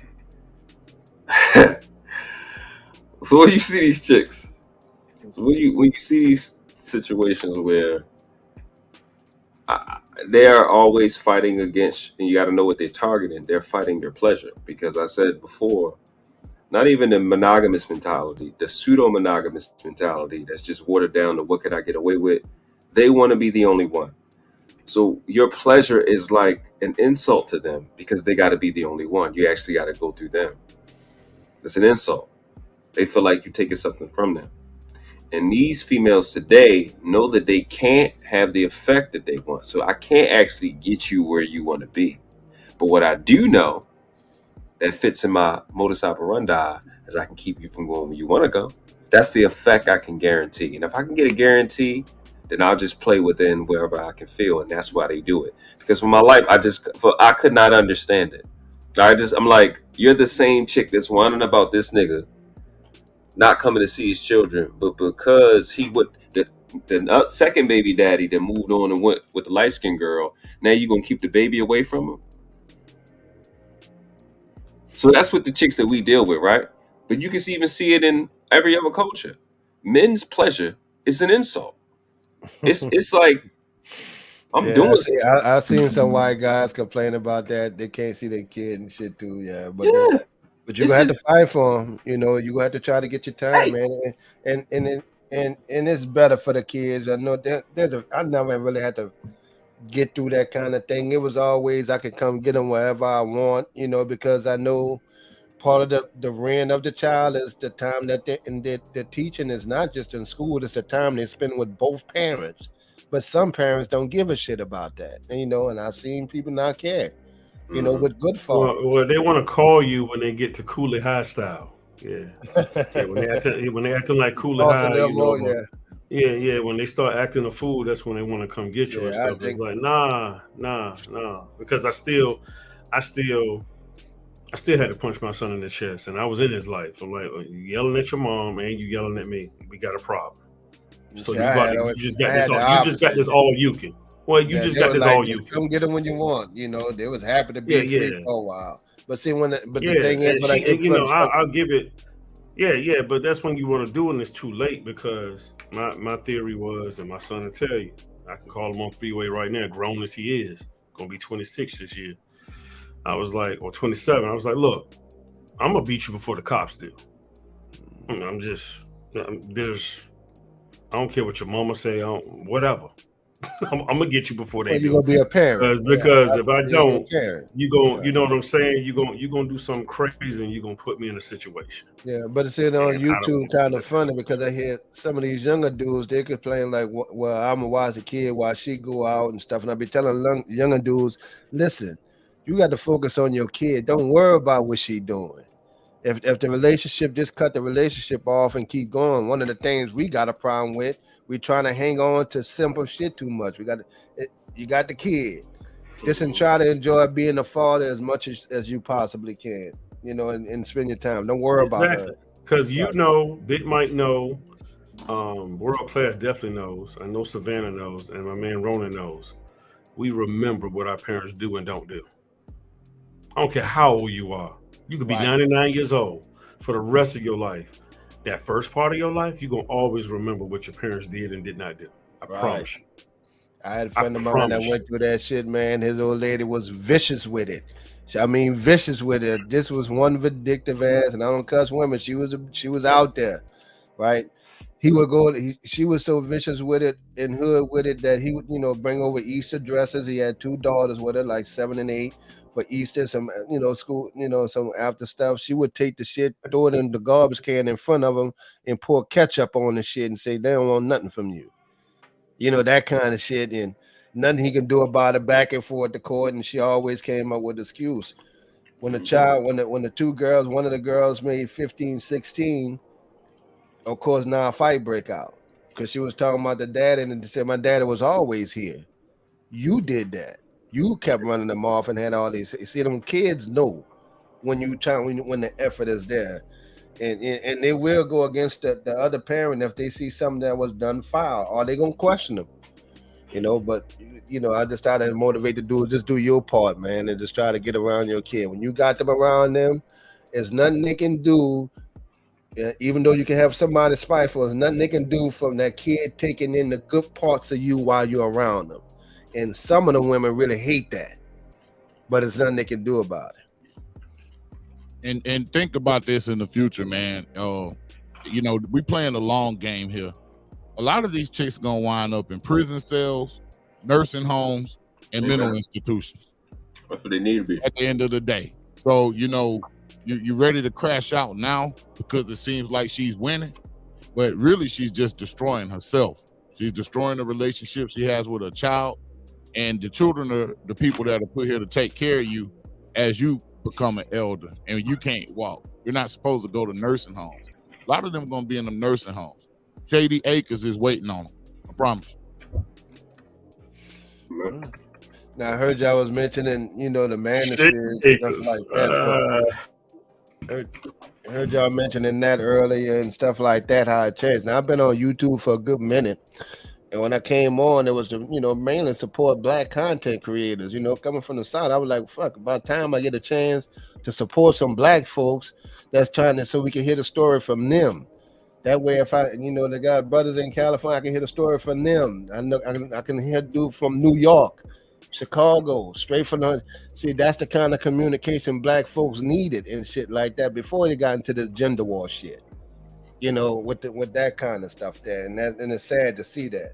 So that's why I pretty much, and then I do see some guys, they actually taking some of this stuff, you know, like y'all mentioned Anton, and they trying to be mainstream with it. I get that shit, but see, this is the thing. I always wanted to live comfortable like white folks. I didn't want to live with them or be accepted by them. You see what I'm saying? I never look for the acceptance, and some motherfuckers look for the acceptance. I'm only trying to establish wealth and a comfortable lifestyle for mine. I don't need the acceptance. This is why they don't like me at work, for what you just said, because I don't bow down to nobody. So the Uncle Ruckuses that we have there, I deal with them.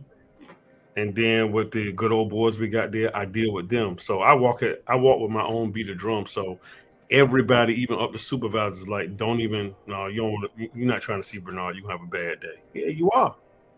Because I'm not about the foolishness. And I make it known in the meetings all the time that we have. I didn't come to this job. I said, this is not a career, this is a job. I said, I didn't come to this job to make friends. I came here just to make money. Right, get a paycheck and go home. Yeah, that's my life starts when I leave work. Don't ask me if I'm Muslim. Don't ask me nothing about me. It's none of your business. Right, I was a UPS driver 17 years. My life starts when I leave work. Exactly. Your job cannot be who you are, and that's why I tell some people when they like to hold their degrees or their comments, say, man, that degrees are just to get a good job, man. That's it. That should not be. It's kind of like a guy coming next. And explain this to a friend of mine, a woman. I said it's like a guy coming next to you and say, "Hey, my name's Ted. I'm a doctor." Well, who give a shit if you're a doctor? Your name Ted and you ain't no asshole. That's what matters. So I'm glad you said that. One of the greatest videos Noble ever did, he had to delete because Michael Jackson kept playing it until I told him. Michael Jackson was playing it. Yeah, and he was talking. And he was talking about Michael Jackson. Yeah, well, he was talking about that. He was talking about, I don't give a damn about your car, or your clothes. You still that person, whether you good or bad. I mean, the way he broke that thing down that day, man, that was just like straight stellar. Because he was just talking about a man's worth, like your clothes and your car is not making you. What are you worth?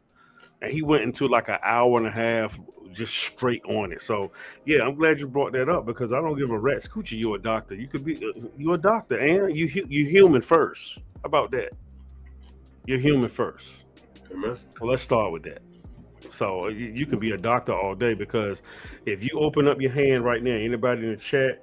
None of y'all have to do it on the panel, but this is where we were a year ago. If you open up your hand, that's where we were. If you ball your hand up as tight as you can, that's our circle right now. And I mean exactly what I just said. You're not getting in. You're not getting in. And that brother that just came up, he part of that circle too. Tommy B, what's up, baby boy? Hey, Tommy B. What's happening? What up, Tommy? Hey, shit. What's up, Big Mike? Hey, cool. Yeah, man. Y'all made me bring back up my word I made up last week. Humanality. I'm not tired of this word again. I got tired of hearing accountability, and I think like a lot of what we are missing from these conversations is like it's human shit. It's like, where's the human part to go? Yeah, a nigga saying that he would fuck a 12-year-old or 16-year-old if he can is kind of crazy. Let's not say that. A corny nigga saying that fuck black culture, but you got black culture in your background. Yeah, let's kind of not say that. I don't like the rappers. I don't like the gang shit with you wearing Versace, but Versace is only popular because the hood niggas was wearing it because the hood niggas got taught by the mob in New York. Like, you don't even know why you like Italian shit.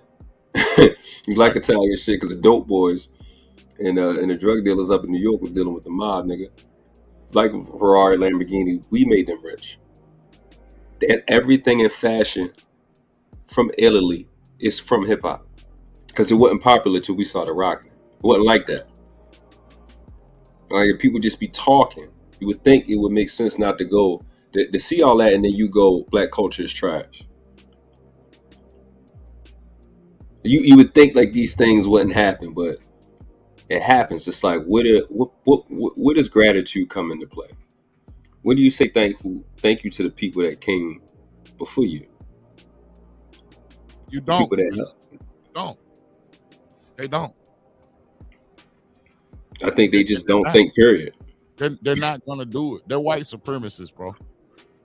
White supremacy is a worldview, and it's not exclusive to white people. Amen. That's what you're dealing with when you're dealing with like an Anton and people like that. Which I might add, I made that nigga get off his own show on his own network. Remember that? Yeah. I was in the back. They wouldn't bring that nigga up. They wouldn't bring me up while he was up there. Like, I trashed them niggas on the show before Kay and Kayla show for that.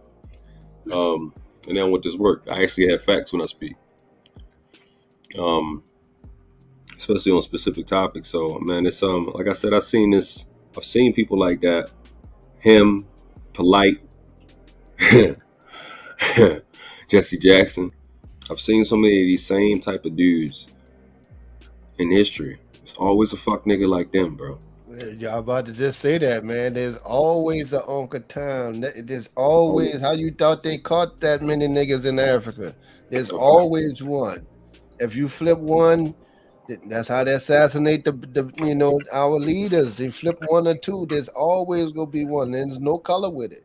Hey, Big Mike, you need to Attorney give that General in picture. Kentucky with the Breonna Taylor case. Yep. You need The to give. judge- You need to give Noble that picture that I love with the black guy standing with the Ku Klux Klan. 'Cause that's it right there. That one. Right. That They picture. always got That one. picture with his hands on his hips, like, yes, sir, I got you. Oh yeah. That's the picture of the year right there. That nigga. Like that nigga in Django when he was on the horse. I'm gonna snitch on that nigga as soon as I get out, dude. And see, that's the Wait, nigga tell that her want to be accepted as their peer. That's important to them. Not being successful, they want to be accepted as their peer. Like they're on a different level. I'm good with just making my money and being good with my people. That's it. You know, and I don't need to be one with them. We're not friends. That's why I keep this up there.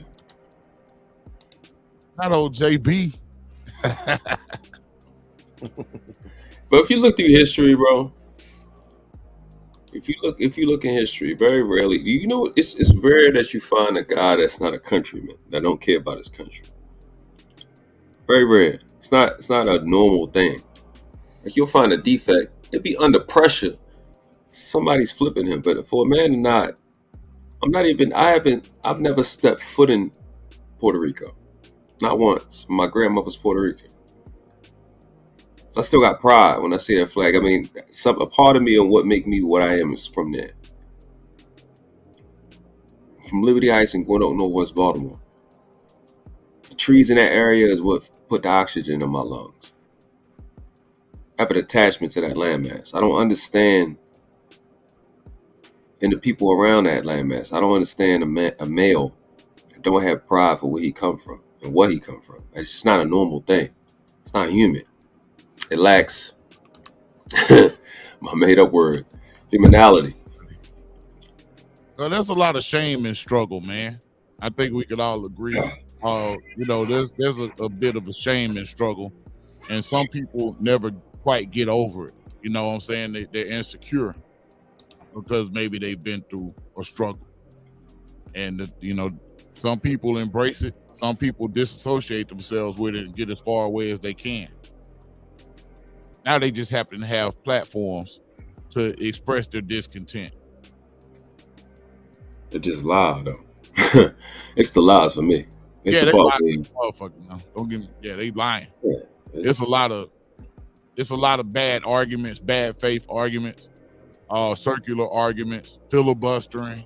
You know, just dumb shit that, you know, to keep the message from getting through. The dude, little podcast was on the show. I think it was Fight Club or Aaron O's show. One of them two.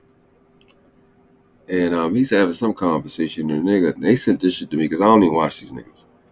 They just couldn't believe what the fuck the nigga said. So Anton goes to the show, cusses podcast out, and told him he should die because he was on Section 8. Podcast tells everybody he's on Section 8. But Anton tells him he should die. He needs to die because he's on Section 8. The podcast said, bro, I'm just getting back what I put in for 40-something years of my life. Then what's crazy, the nigga go on Lucky. The nigga, Anton goes on Lucky channel and start talking about God. Like, what the fuck are you talking about, nigga? The next week. Man, How do y'all... His folks from South Georgia, the South Georgia woods. I'm sure little podcast ain't the only person he know on Section 8. Right. Bro, I just... That nigga, it's hard for me to say from Detroit, but it's from Detroit. I'm pretty sure he knows motherfuckers on Section 8. Yeah. I think he's from outside of Detroit. Auburn. I'm pretty sure he is. Yeah, he's from outside of Detroit. It's a lot of niggas on Section 8. What's their logic? Do you run it up? You running up to those people on Section 8 telling them they should die? Hold up. I haven't been a Christian for a long time. Very, very long time. But I don't remember it being okay with God for you to tell somebody they should die because they're struggling. Last time I checked. Right. But pride comes before the fall, brother. Like I said, I just hope I'm here to see. Well, I know in my pace I'm outlive him. So Now I got a question. I wonder if you feel like that, since it's a sister's thing. I wonder if you feel like that if someone that's taking my situation, my ex passed away, so I should not get the Social Security benefits that my ex put into the system? I would think so. You see what I'm saying? She's underage, so that falls in the same line as Section 8 or any kind of government assistance.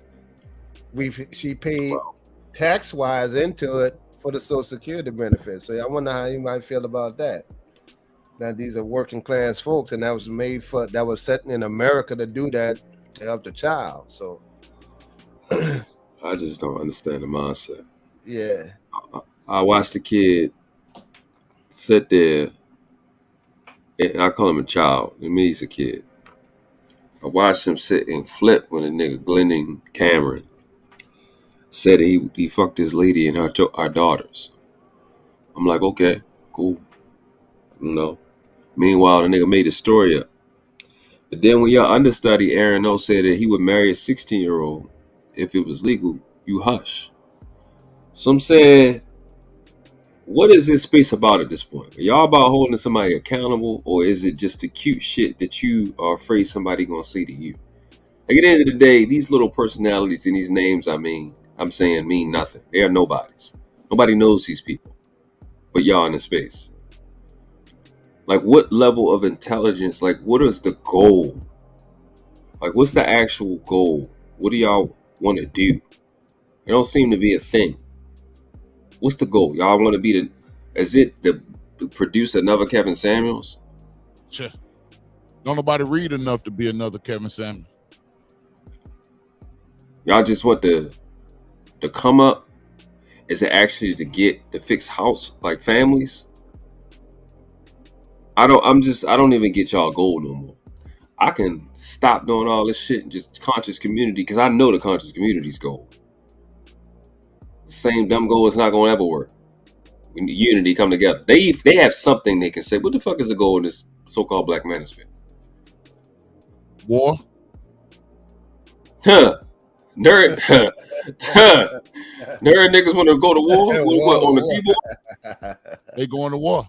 It's the revenge of the manosphere, man. It's the revenge of the nerds, bro. They making it like the revenge of the nerds. Hey, I'm gonna be honest, man. Amber called them niggas the tri-lambs. She been calling that shit for years. Yeah, you know, and it seems like some of these dudes, they just skipping all over the blue collar work and stuff, like it's get this 6-figure shit. You know, like, oh really, man? You know, the backbone of the whole, black community and stuff like that, y'all. That ain't even your main focus and talking points. They don't care about our community. You know, and it's bigger than community.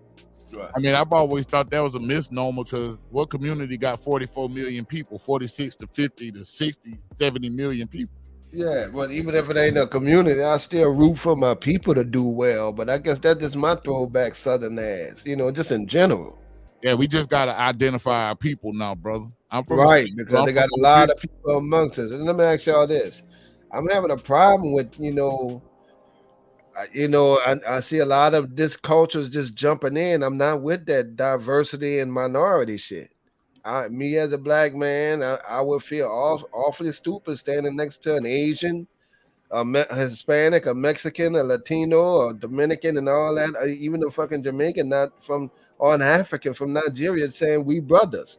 We not. We don't have the same ideas, and we never share the same struggles. Mm-hmm. And I listen to, on the news now, you got Fat Joe and them with that, and you got people now, you got white folks, some is like a Puerto Rican can't call me nigga ever, but I know that the East Coast culture is different. And then I'm right here by Texas. There's beef with Latinos. There's no getting along with like that in California, Southern California. They just straight out bombing your house if you black and killing you off the dump. And we have to go into the prison system, and that's a growing number. We starting to feel the squeeze down here with that, But they have their own culture is my thing. Our shit is limited, for me as a ADOS, a direct descendant from slave, I can't go back to the motherland like the conscious community saying, "Nigga, I got problems here." This is our motherland, bro. Huh? This is our motherland. Right. I'm good. Right. Yeah, I got to get shit right here. My kids here now. My grandpa left his 40 acres in Mississippi here. I got to hold that down and keep it pushing. Yeah, this our land, bro. Right. Like I said, I done took my family back damn near to the 1600s. I ain't found an African yet, and I'm black as the next person. Same color. Right, and see what my grandfather, direct descendant, and his parents, the native their parents helped each other. His wife, my grandmother, she was a native, and they married. The couple was married at a young age. They got married at 15 and 16, and and so they still got the 40 acres and stuff like that. So we had that kind of Native American melting pot with us too down here, especially around New Orleans. Yeah, I'm from Mobile, so right. I'm very familiar. Yeah, you got the same shit out there too, right? Yeah. So our shit deep rooted, so it throws me off when I hear people from other places like, hold on now, I don't play that nigga shit with you, dog. You just said you was Puerto Rican. Well, we all brothers. No, we not brothers like that, fella. I mean, we got our own shit, and I think our women just including everybody in our shit like it's a one woman struggle thing. No white women not trying to roll with y'all like that. I mean, Asian and Puerto Rican, when they use double minority, that goes for Alaskan, Asian, Puerto Rican, Mexican, El Salvadorian. All those southern countries, whoever get over here get reap all the benefits and still don't like our ass for the most part. Do you like the person who you borrow money from and ain't paid? You don't want to see that motherfucker, dude. Right. You don't want to see the person who money you took. I just chalk it up to I just chalk it up as I call it an expensive lesson. Now I know. Sometimes you got to pay. Some people go through college and pay $40,000 worth of tuition. And I just lost $5 and learned a valuable lesson just with $5. Right. You got. I keep the glass half full. Yeah, man. Yeah. We got a lot of social problems, man. Look, I thought about. And I want to ask y'all why I'm up here, man. What y'all with the Black Republican things and shit like that? That's also been some triggering shit. I am a Black Republican. Well, are you just a conservative in general? I'm conservative. Just a Trump follower? No, I'm a conservative in general. I just come from a conservative family, conservative culture. Well, a lot of people don't realize most Black people were conservative. We only changed our vote in, the role with Kennedy for our voting rights with King. That's the only time we changed to start voting Democrat. Then the Dixiecrats started voting Republican. A lot of people seem like they don't remember that. They say that didn't exist, but it's documented that shift existed. Yeah, well, you can see in the voting poll. You're in Mississippi, you see it. Shit, and I'm in Louisiana. I know who they voting for now, and I remember David Duke, who lived 30 minutes from me. His people were Dixiecrats. Now they Republicans. Now some of the conservative ideas are fine, but my personal thing is, we can't vote for. I can't do the Trump shit. You know why? And it's just because I deeper than conservative stance on shit. I think the motherfucker flat out racist, and if people don't think it is, okay, whatever reason it is, he surrounded himself with a bunch of racist motherfuckers like Mueller, Sessions. You know about Sessions? I know about Sessions, right? And your boy from Black Hard News, them some hardcore. And Miller is the hardcore racist German throwback ass Jew. But let me tell you something about Sessions, though. Right. Anytime my grandmother needed to get an audience with Sessions about an issue she was having, she got an audience with Sessions in his office. One thing about Sessions is this is why being racist doesn't necessarily disqualify you, because I'm racist. And being racist is American as apple pie. I'm very prejudiced against different type of people for different reasons. Some ignorant, some, founded in truth and reason. But Jeff Sessions did what he had to do for his constituents. So if you were black, white, whatever, if you had an issue and it made it to Jeff Sessions, he was gonna take up the issue. Right. And I'm not necessarily picking just him with the courtroom stance, but that kind of frame of mind, that Mississippi shit. Now I can give Sessions respect because he recused himself. He wasn't going along with that bullshit, man. Y'all trying to do a fucking drug deal around here. I can respect him on that. But just that frame of mind of try the laws that they'll put in place will suppress certain shit. And I think it would for us, and because they believe, if not just flat out racist, they believe in a class. In their class, they go push theirs to the top. That means you got to continue to step on ours. And you know how the South roll. If that shit get to overall government, it's a real issue for me. Yeah.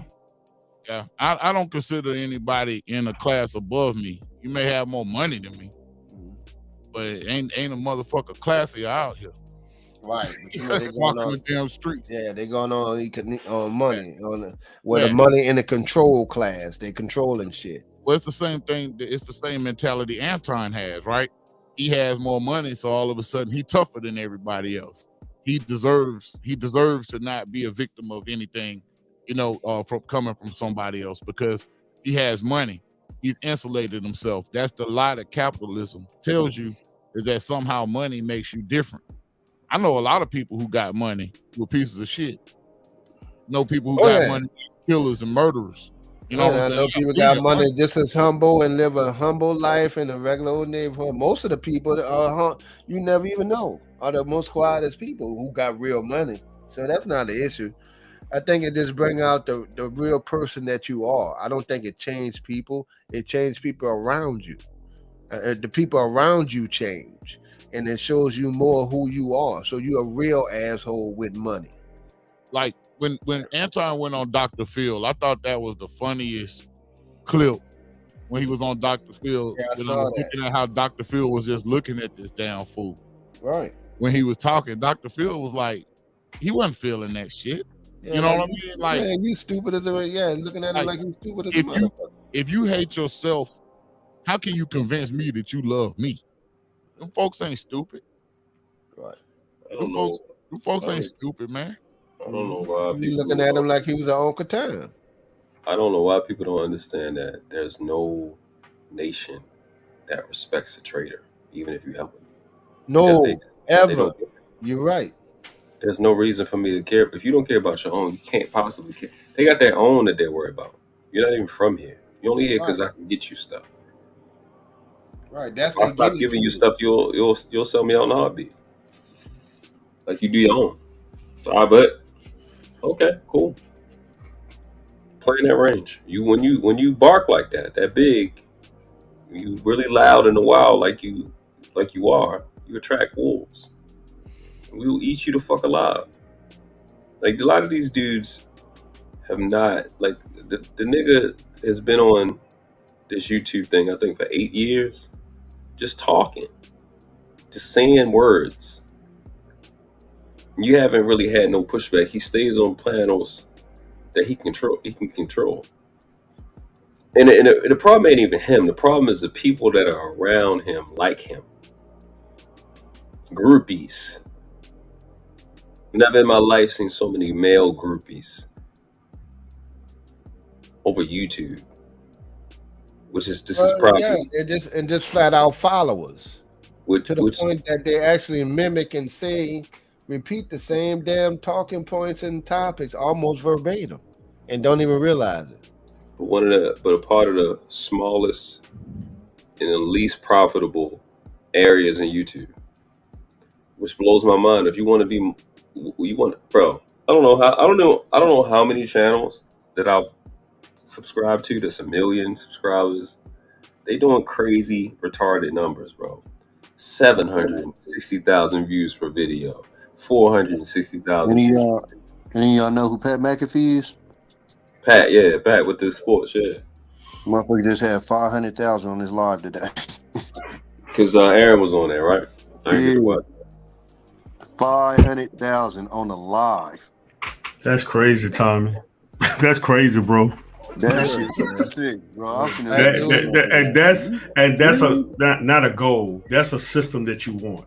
And these Because motherfuckers usually- over here talking about how they got 40,000 subscribers. This nigga had 500,000 on a live, nigga. Man, I put my daughter on, man. I think I pass it to your kids. I got my daughter, she plays Roblox and Minecraft and stuff. I invested in getting a computer and live streaming. And she gaining ground, selling it to kids. Anybody with kids, I suggest they do it. They ain't got to, they could just use an avatar. But get in there. Then if you can sell it to kids and women, you rich. And that's just society. The disassociation to real life blows me, bro. 500,000 in a live, bro. At one time, when most of his subscribers, Pat McAfee, probably just watched the videos after he finished going live. He go live a lot. That shit crazy, bro. That stations is not even doing that. Networks are not even doing that. Right. But the arrogance y'all have is mind-boggling. It's mind-boggling. Arrogance. Because we comfortable with killing each other. That's a Like, fact. how many times can somebody sell you something and be like, boy, you're going to kill them with this. You're going to kill them with this. We make purchases, make decisions based off how we going to make the next man feel down That's about right. where we are.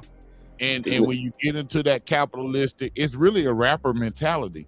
And, you know, for these guys to say that they hate rap and hate the culture, they're like the most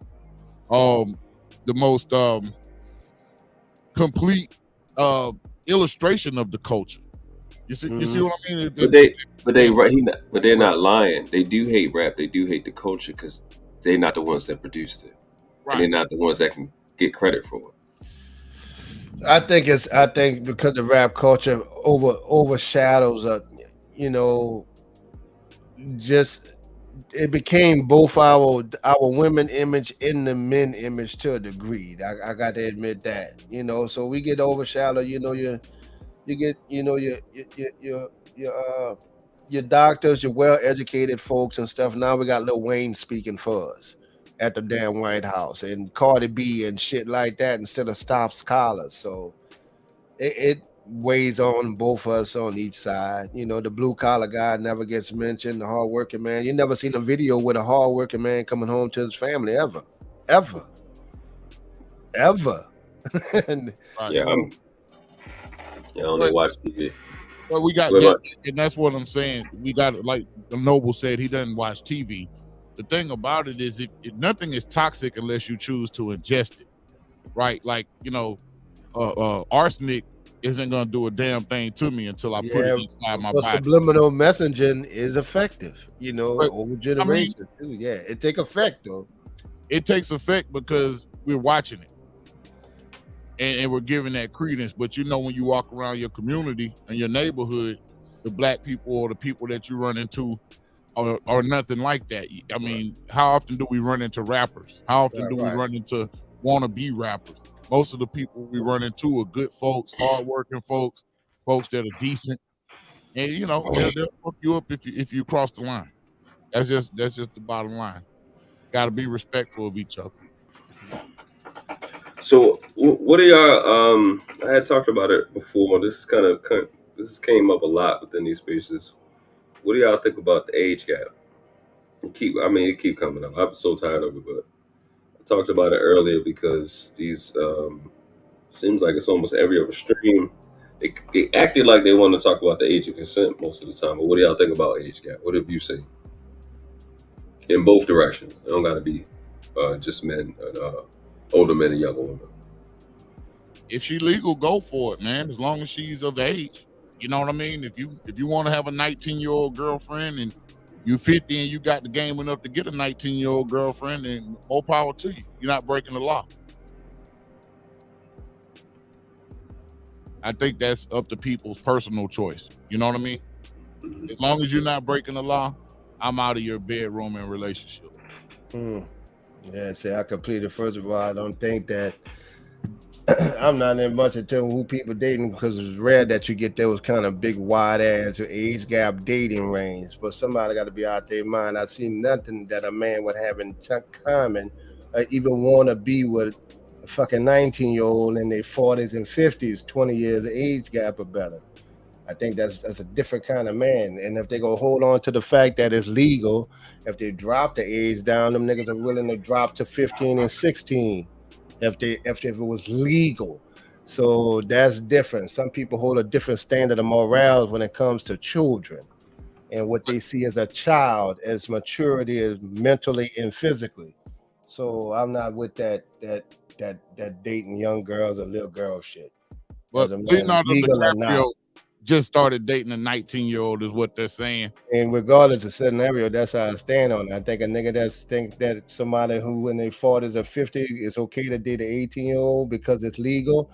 If you drop the age to 12, them niggas will date a 13-year-old. No, you can't. That's all. That's all that pedo. You can't apply that logic code because if they're saying that if it's legal. Yeah, it's a cutoff. Go legal in that because you could drop the legal age to 16 and 17 like they're trying to do in Tennessee. So if they stand on that, that's what it is. I mean, I think it's odd for that. I think it's a particular kind of man that needs to get a girl that damn young. For what? I mean, it might be the girl that need a man that old. Could be. And you know what I'm saying? So I try not to be judgmental. I'm only speaking as a man. But as talking about 16-year-olds and shit like that, absolutely not. Yeah, we're talking about with the law. You know, you said I'm talking about like, legal. If they drop the drinking age to 20, they about to bring it down to legal for consent in Tennessee with that shit down to damn near 13 or 14 with parental consent. They're trying to fight so that legal shit, nigga, you still that. Right, even if they marry, and I know that's a cult, that they church thing, but it's still a thing. The same thing with the conscious community too. If they about that shit, to me, I don't care where I'm at, what country I'm in. There's a certain kind of range that you should be looking as a child, as someone that's too young or being with the development and stuff like that, mentally and physically. And that's just how I am with it. That's me personally. Everybody ain't like that. Well, yeah, I personally wouldn't date a girl that young. But like I said, I'm not, I'm married, of course. But I wouldn't, if I was dating, I wouldn't be dating 19, 18-year-olds. Yeah, I'm not saying you personally. I get what you're saying. You're talking about scenario-wise. It's just cut and dry. It's black and white. Right. If it's on paper that she can, my point about legal. Okay, that's what it is. But for the record, if she's 16 and she's legal, yeah, I'll marry her. See, that don't make sense. What he just said doesn't make sense because a 16-year-old. See, that's what I'm talking. That's the kind of shit I'm talking about. He like, oh yeah, now he's saying now, and then they'll throw in. So you got to watch some of them, especially like Fatty and shit. They'll throw in, yeah, I'll marry her. So what, you not gonna have sex with her before you marry her? You ain't gonna touch her, or kiss her, or nothing like that. None of that kind of shit before you marry her. Well, let's keep it a buck. You know, so you fooling around with them before you're marrying them. What if you decide not to marry them? So they come with that dumb shit. Yeah, I'll marry at 16 or 15. That's that bullshit. They would probably do it anyway. They probably trying to do it anyway. What? You see what I'm saying? So when you got somebody that thinks like that, or is that inadequate for a grown woman. You see what I'm saying? That's saying that the brother was up here. I think that was you. It said when it comes to them kids, I'm dead bullseye on that. You got to let them kids be kids. There's no in between on that. The biggest problem we have in the black community, for those that's caring about black folks, is our kids don't have a chance to be fucking children no more, man. Period.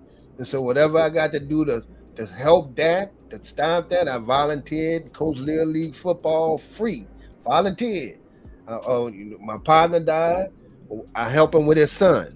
One just that kind of stuff. I still believe in that community shit. I know you do too, big dog. You from the South. If we had an uncle that was on crack, he can't come in the house, but the nigga can get a plate of food. Shit like that. Right. So it's something, but when it comes to them kids, them kids got to, because we watching them grow up too quick, man. I'm in New Orleans. These fucking damn children, 14, living grown ass women lives, taking care of a whole household, cooking and shit. And I've seen parents just dump, the nigga don't care, and the mama doing her. We know we got foul parents like that. like some of these dudes been saying, like I literally can watch. I have a niece that go to school. They in middle school in uniform, and they got grown ass men. They can't even get to school on the bus. And we catch the public service bus in most cities. On the bus without 10 niggas, grown ass men trying to fuck them. Yeah, nah. See, they got niggas like that, and so when you got niggas like that, when she was 16, I don't care what nigga you looking at them like that. Something about you should turn your head, regardless of how physically attractive a little girl is. But we talking about men that probably don't have children. Right. Yeah, we talking about men that can't make that connection. But we ain't think that when we ain't had children. I had my first at 28. I mean, I get it, but we talking about these new dudes. We ain't talking about us. I know, yeah. That's what I was trying to talk about. Yeah, you talking about Generation X. That young ass bus come to my house. Yeah, 40 years, 30 years old, trying to date my 18-year-old daughter. Nigga, I don't give a fuck, man. Let them fucking nigga, you ain't future. We ain't doing future. What I'm saying, when she's 18, 19 years old, she gonna date who she want behind your back. Right. Some it shit don't matter how you look at it, right. but she can do it. She can buy a pack of cigarettes. She can go date who the fuck she want to date. Right. You know what I mean? She can join the military. She could do all that. Right. Yeah, right. Yeah, I get it. You graduated from high school. You done did your civic duty as a child, and welcome to adulthood. Now, what mistakes you want to make from here is up to you. Now, hopefully, as a parent, I set a proper tone. And you can't control the kid. You can't control the kids, and you can't tell them what to do. And you can't groom them what to do all the time. But you can set a decent tone. It was a case that came up on the other end, and I wanted to find out your take on this. Noble, me and Bernard talked about it, about the 13-year-old boy that was with the 31-year-old woman, and she didn't get any jail time. Yeah, me and Savannah, we did that the other day, and because I was about to actually interject and say what about the other point, and it is the core of what's wrong with this society, because you got so much pressure on what men are doing and putting this, men are so dangerous, but when they get violated, there's like, and this is the country period, all the nationalities, there's nothing. So the little boy is assaulted taken advantage of by a 31-year-old. He's 13, she's 31. 18 years, it's a whole adult between them two. Right. She gets pregnant from this 13-year-old boy, has a baby, is awarded custody, and is not going to go to jail because she has a child that comes from her raping a little boy. And the little boy is dealing with stress because now he has to be a father at 13. And he going on child support at 18. More than likely. Back child support for 5 years. When he look at that old ass woman, by the time he get 18, he gonna be like, damn, I want a young chick. And she gonna put his ass on child support and alienate the kid. So how the rest of his dating life supposed to go? See, because like I started this live, I was talking about when I was 19, I was messing with a 32-year-old at the little job I was working at. One of the managers up there, shift managers. But if we go back in history, in my history, when I was 3, whatever woman my mother left me with, she was molesting me. And I started fucking at 11. Yeah, I got taught how to tongue kiss by some babysitters. Yeah, so it's like you don't. So when I say it at 37 now, from 19 when I was 19 to about 27, I probably fucked about 150 some chicks. But you don't tell me what? That's how you men are? Hey, my dad was in jail from 3 to 15 years. When I was 3 till I would turn 15. I was with this woman, this female. Ain't nothing happened to me when I was with my dad. But I think when it comes to boys, because I ain't gonna lie, I didn't think that shit was a violation when it was happening to me. I was loving every bit of that shit. Mm-hmm. I couldn't wait for the babysitter to come over so I could rub lotion on her legs and shit. But that's not the argument they make. They're not. The argument is never about whether you enjoyed it or not.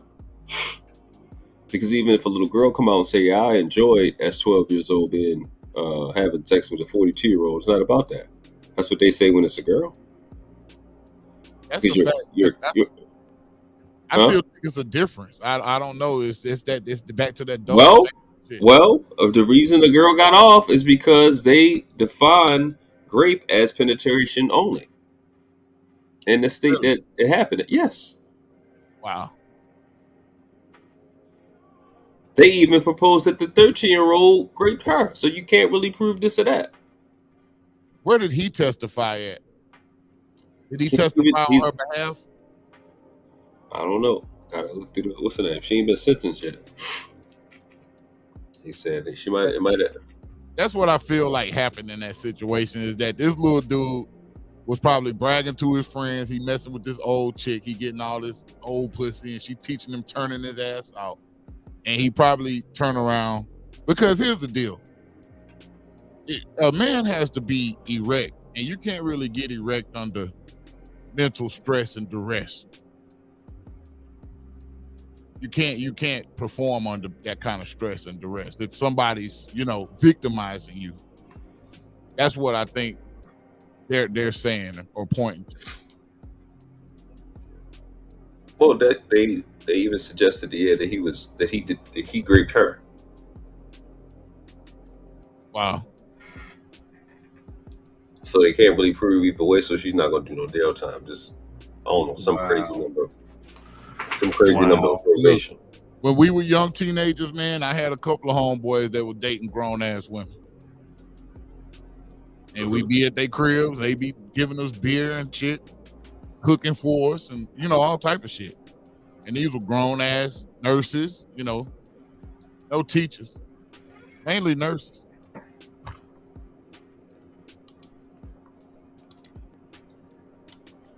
Yeah, but there it is. The fact still, because I think even Cheeky earlier, he was showing that females are supposed to mature faster, which is really not true. They just plateau faster. They don't mature faster. They just plateau faster.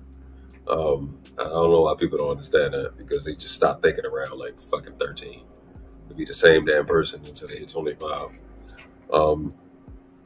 But he was showing how the males stay in the same mindset for a very, very long time. And you can easily be manipulated by some older woman. And then we make it 100% about, again, a male's pleasure. Like I said in the beginning of this. Like a male's pleasure is that because this little 13-year-old boy got pleasure, then he's a bad guy. He's complicit, right? That's the enemy. Your pleasure makes you wrong. But hers as a female, you can't ever prove hers. You can't ever tell her how she feels. And her pleasure could still be great. But yours, if you get pleasure or the situation suggests that you got pleasure, you're the bad guy. Right. So that's why it's important to take situations like this little boy that gone through. I think he's Mexican or white, one of them. Not Hispanic. His mom was Hispanic. Take this as the same way they take it, because every single solitary situation is going to be the same thing. If we get any type of pleasure, any type of benefit from anything, then we was a bad guy and it's okay to abuse us. But no, you can't do it to nobody else. Well, bitch, fuck you. Yep. But that's not how see, a lot of, I watched the nigga Tommy Sotomayor. He was on Lucky Channel last week. And he said some shit that I was like, you of all people, you said some dumb shit. He said that when it comes to child support and all these different things, he said the men are not there. And I have to kill all of these narratives. And I challenge all of you. We can come on this panel and I challenge every single solitary one of you. He said that a lot of these men that be on child support, they won't get together to try to change the law. Here's the thing for y'all to say this. The feminists, the whatever is that's in this space, or around this space or against this space. When the fuck did y'all learn law? Right. When did you learn law to be able to say it needs to be changed. Yeah, they got a whole bunch of YouTube doctrines out here, boy. And last I checked, there wasn't no federal child support. That shit state by state. Right. Yep. It's Title 4D, but it's a public and it's a private. But here's the thing: all laws are written in a way where it's universal, it's not biased. So I know y'all don't know law enough, because I'm in that community. I know none of y'all know law enough to say it whether it needs to be changed or not. Y'all don't understand the difference between a law and adjudication. And then when you in adjudication, what is your status and standing as it relates to the law? Y'all don't know none of these things. You don't know what personam jurisdiction is. You don't know what territorial jurisdiction is. You don't know what subject matter jurisdiction is. You don't know law. So why are you saying it needs to change or not? Needs to not change? Right. Your present understanding of law, your present standing at law or in law, is more of the problem than whether the law needs to be changed. Like I said, Title 4D, which is one of these, what is it called? It's like federal social service, some type of shit. It has a public side and a private side. When your girlfriend or the boyfriend go put the other person on child support, they're usually doing it publicly. What's the private side? You don't know. How do you even get to the private side? You don't know. You don't know any private administrative process to get a default judgment like you would do in any other situation. Like, y'all don't know law enough to be saying the shit that y'all saying to thinking you make a point, but keep making it when I get there. Watch me dog walk. Had this problem with a cherry blossom lady that Tommy was on the panel the other day. Like, y'all don't know law. Y'all just be saying anything. And I'm gonna tell you a secret: if you don't know law, you definitely don't know money, because the law dictates the money. Every day of the week, twice on Sunday. Yeah, both sides of the law dictate the money. You're right. So we be having conversations just to be having them, and that's why a lot of times, like I told Tommy plenty of times, we be talking about talking. We spend a lot of time on these panels talking about talking, because this is not a research culture. This space, none of the stuff that they're saying is not based on research. See, I'm not Kevin Samuels. I'm not reading somebody else's research. I come from a research culture. Our shit don't look none of that. We don't rely on somebody else's studies. You know, one time I was talking to a guy on the panel, and he was telling me, and he was like, he said, well, black women are the most disrespectful. I'm like, hold on, man. How many times you walk out the door and the black woman just come up to you and call you out your name, a bitch, a hoe, or nothing, you're a dog, and for no damn reason. When you go outside, you don't have that issue. So how can you say that that's not your environment? What environment was he in? No, I think he was on some YouTube stuff. And it was like, man, well, you did a little too much on this YouTube thing. And some dudes being their alter ego. Well, they just said this, and that. But in your environment, man, you're not really. How many times people just randomly walk up to you and disrespect you? In general. Yeah, well, that particular thing is rare. But what I do see from her is something I don't see from no other female on earth, is smack the fucking shit out of her daughter and call her a bitch in public. I've seen that hundreds black of folks, we all brutal to our own people. Yes. Yeah. No, specifically her against a child.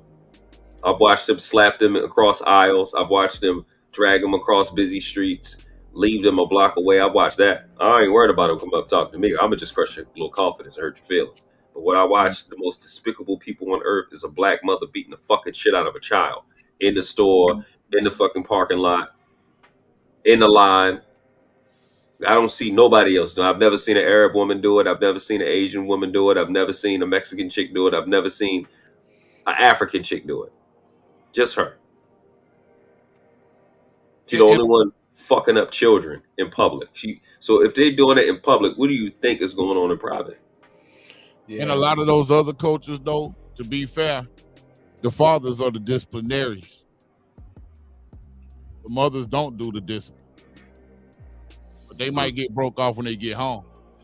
Well, you know, like we were saying earlier, we got a lot of stuff on our plate, and I do get what you're saying. Yeah, but see, even if the father's disciplinary and the mother's the nurturer, there's still no reason to abuse your child. That's different. No, but what I'm saying, That's what he's saying, and I do get that. I have some friends, you know, and I know people who had abusive parents. I have friends that was abused out of frustration, including of being a single parent, you know. And I've seen, but it's kind of like the thing with the situation in Baltimore, which I didn't like, when the woman jumped on her kid for throwing like rocks at the police or something at the protest, and she jumped them on them in national TV. I don't believe in humiliating your child like that. But why wasn't that abuse from the same liberal media? That wasn't abuse when she got that boy and slapped him. No, she got an award and all that kind of stuff. Mother of the Year, Fox News. That she had like 4 other daughters and stuff like that. And I'm like, now this little boy gonna have some issues with that, especially the boys. I'm like, man, that ain't right. And I don't agree with that at all. Nor do I agree with the guy taking his belt off and whooping his daughter on the damn beach. And I don't believe in publicly humiliating the children at all. Period. Hey, but the police will whoop your ass in public. That shit okay though. You know what I'm saying? Like, right. Here's the deal. Like, corporal punishment is part of what creates. See, the parental relationship should be based off of fear. I didn't do certain shit because I knew I would get killed by my parents. Like, I raised a bunch. I never had to use that. In our culture, I went the opposite way. See, my mom was abusive, so I went the opposite way. But in our culture, the men are that. The men aren't the disciplinarians for children in our culture. The women are the disciplinarians in our culture. A lot of times, right. Children do react to men differently than women. Right. Very much so. Because all I got to do is step in the room and say some shit to my nephew and nieces where they mamas got to whoop them and, you know, have knockdown. Right. Fuss all day back and forth. Yeah. Right. I just walk in and say some shit and everybody gets straight. You know what I mean? So in our culture, typically men aren't the disciplinarians. Like, my mother's father never hit her. So, right. And they're gonna start with, so we out of order on that. No, we're not out of order on that. Yeah, I mean, if we're not that, the West is different. Everybody else out of order. We're not out of order on that because women are supposed to be the disciplinarians. Right. The father disciplines the mother. But this the West. As a father, don't need discipline like that. As a father letting the child's mother beat the shit out of him, that becomes your fault. That's on the man. To me, man, you got to stand up and go get your kid. How you gonna let somebody that's yours? Right. Provided I would not have no. That could not be my child if that was my son out there. And this woman jumping on my child like that, I'd be mad. Now, come on, you can come stay with me. You don't do him that. I don't believe in that. But yeah, usually when you see a father taking off his belt and doing something like that, that shit is well warranted. Right. And then some niggas out of whack. Like I seen, you got a nigga that actually want to fist fight their kid. You don't have to go that far. If it gets to that point there, I'd rather go ahead and let them go. But I say the numbers are so small on that. Yeah, that's rare. That's anomalies.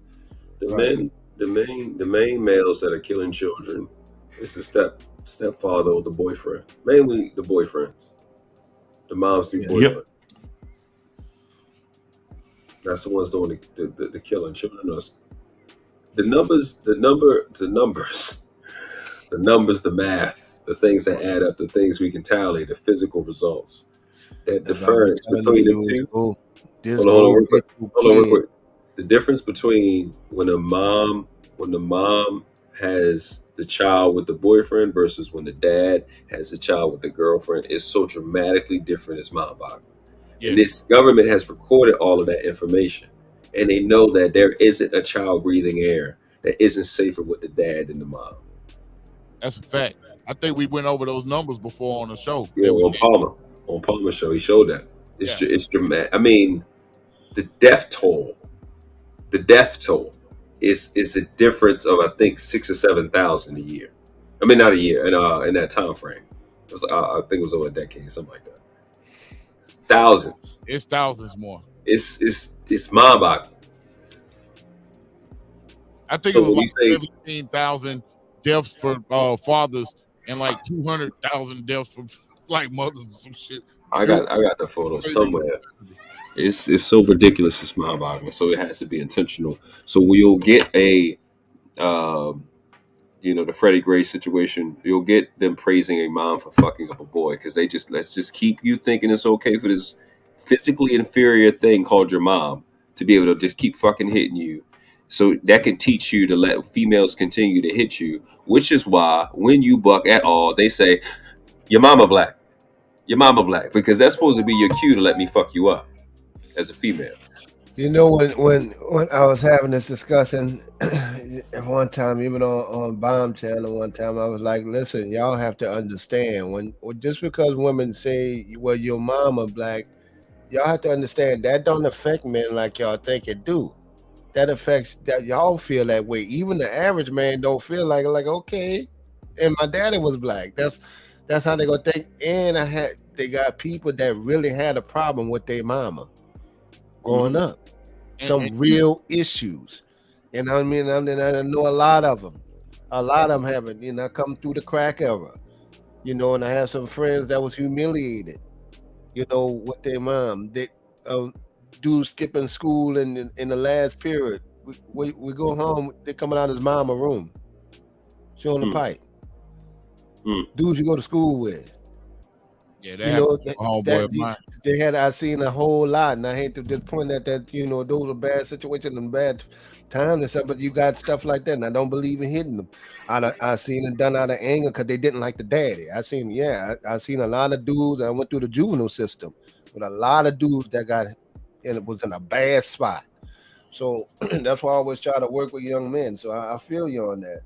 But, on YouTube, these people, you can't skip, they want to skip over everything. Women, you can't skip over the boys. And with some of the shit they went through. Because they got some foul parents. And some women that are really psychologically unstable raising kids sometimes. But you know something? I think here's the deal. When a woman tell you your mama black, it's very simple. You're not my mama. And that usually kills that whole line of conversation. I used to say my daddy was black too. Like, you ain't my mama. So what are we talking about here? And they usually bring them back to earth. Just because my mama black. I think a lady told me that the other day that works for me. We were talking about that situation about, black guys that like white girls and stuff like that. And that kind of go out of their way to dog out black women in their pursuit of white women. Yes, I ain't about that dogging out the black women thing. If you go move on, go ahead on, move on, do you. Oh, yeah, okay. Hold on, let me finish real quick. Yeah, I'm sorry. So when she said, do these guys not realize that they mama black? I said, do you not realize that most people don't want to fuck their mama? That's just the truth of the matter. Don't nobody really, we're not associating romantic interest with our mothers or grandmothers or sisters. Well, none of that. That's my family. That's total sacred ground. You know what I mean? That's what you mean by you ain't my mom. I get it. All right. Yeah, you ain't my mom. But that's what I'm saying. All right, that's a good one. Right. It speaks to the fact that they know that they are extremely abusive, and you're supposed to be scared. It's like an undertone that what's going on in these communities. These females are beating the shit out of these males and these children, and you supposed to be scared of me when I start tripping and acting up because I already put my feelings into it. I'm acting like my mama did. So when I say this, that, the third, the fifth, you're supposed to do what I want you to do because there's no reason to bring that up. How are you? Unless you, my cousin, you bring stuff up like that go trigger a whole gender war thing and stuff like that. That's usually why a lot of things can't get addressed properly on. Now, I don't think that has anything to do with gender war. If I'm talking to some chick that don't know me and she's telling me, ain't your mama black? Like, what the fuck are you talking about? Because I'm criticizing something you did? You think you can go to an award show with your pussy print showing and you're a mother? And then you got another chick rubbing on your ass and your mom and you paid for that? So your response to me is that my mama black and I'm not supposed to address the low quality of behavior that she performed. But if a nigga don't do what you want him to do, when you want him to do it, he a bad dad. You put all his business out in the street. Ain't your daddy black? Why come that don't come up? Right. because it's promoted to say that dads ain't this and dads ain't that. Like I said, the world is geared at the shortcomings of the man, and I kind of understand why. I can't sit up and act like I don't understand why. Because when women are this out of control, that speaks to the shortcomings of the men. Because we're the ones that are supposed to shape society. We're supposed to create the laws and the structure in society. Well, all I suggest that straight heterosexual men do it. Just keep the foundation going. There's more than enough out there for us to choose from when you consider how many men that are in jail who are trans or L community and stuff like that are pretty just foundationally settled. You got the cream of the crop. You can get what you want, man. And most of us, it's like 3 dorms to 1 on every HBCU campus. Big Mac. I used to tell my little cousins that. I said, you can get whatever you want. Right. Well, whether they have degrees that they ain't gonna use it over their head, they ain't trying to get pregnant. You got the cream of the crop. Just don't go out there and make a bunch of babies. And you all to a good start. You ain't got to worry about these women on Housewives of America and all that kind of stuff. We don't see that down here in the South like that. Black women down here think the women on YouTube crazy as a motherfucker. That they don't need no man and all that. They ain't with that. Notice they don't have no black Southern content creator dogging out the other gender. Not one. Man, ain't that Housewives of Atlanta? Are they even from Atlanta? Atlanta's not even the South, man. Well, it's not the South. And Kevin Samuels was from Ohio. Kevin Samuels from Oklahoma. Yeah, Oklahoma. That's what I'm talking about. That he was from Oklahoma. But Kevin Samuels wasn't dogging out black women. Kevin Samuels was actually uplifting the women. He was helping a lot of women. I kept telling him that. I didn't want to listen. He was helping a lot of women, bro. Right. So he was here in Atlanta, but I think he was traditional Southern South. I guess Oklahoma would be considered Midwest, but chances are his folks probably came from the South. But yeah, I've been called a simp on here so many times because I will take a woman's side on certain issues. You're a grown man. Yeah, you can't. I ain't no follower. You got some of these niggas acting like you ain't doing. You supposed to be with us. You ain't. Man, come on, man. I'm grown. I have my own decision. We ain't gonna agree on everything, but you don't have nobody for. You don't have that. Our mentality is different in the South. We don't do that. It's a reason I never joined the gang, bro. I don't like being around groups of hard legs. If I'm be around anybody, it's gonna be around the women. And right. Not saying I'm gonna amen stupid shit, but to be honest, most women just aren't stupid. There's a lot of stupid ones out here. Right. Most chicks you hang out with are cool chicks. They have their own issues and their own set of thoughts and beliefs. But it's not this widespread problem. They're just taking the worst parts of society and magnifying the worst parts. They're putting the spotlight on the worst parts while not giving the proper credit to the good parts. There are a lot of families. Now, when you look across the YouTube streets, look at the women who defending, who trying to check the foolishness, who kind of defend the men, Danica and all them kind of. I think a couple of them, one of them, Dee from the South, stuff like that. Now this is foolishness, now, ladies, and stuff like that. They got a lot of grown women checking the foolishness on their own. So I didn't see why the manosphere need to check it. They got enough women checking it now for these dudes still to be talking about baby mamas. They got some strong channels that's strictly addressing the ladies. Well, I ain't talking about pearly thing. I'm talking about black girls, young and older. Early thing. Let's talk about that, man. How'd y'all allow that to happen? That's going in the book too, because niggas literally allowed a white woman to come take over. Pearly things has some things working for one. She's the queen of black. She's the queen of black manosphere. But let me hold on real quick. Shout out to Lady Novoa for the cash app. I appreciate you, sis. Big bar $20 to the mall.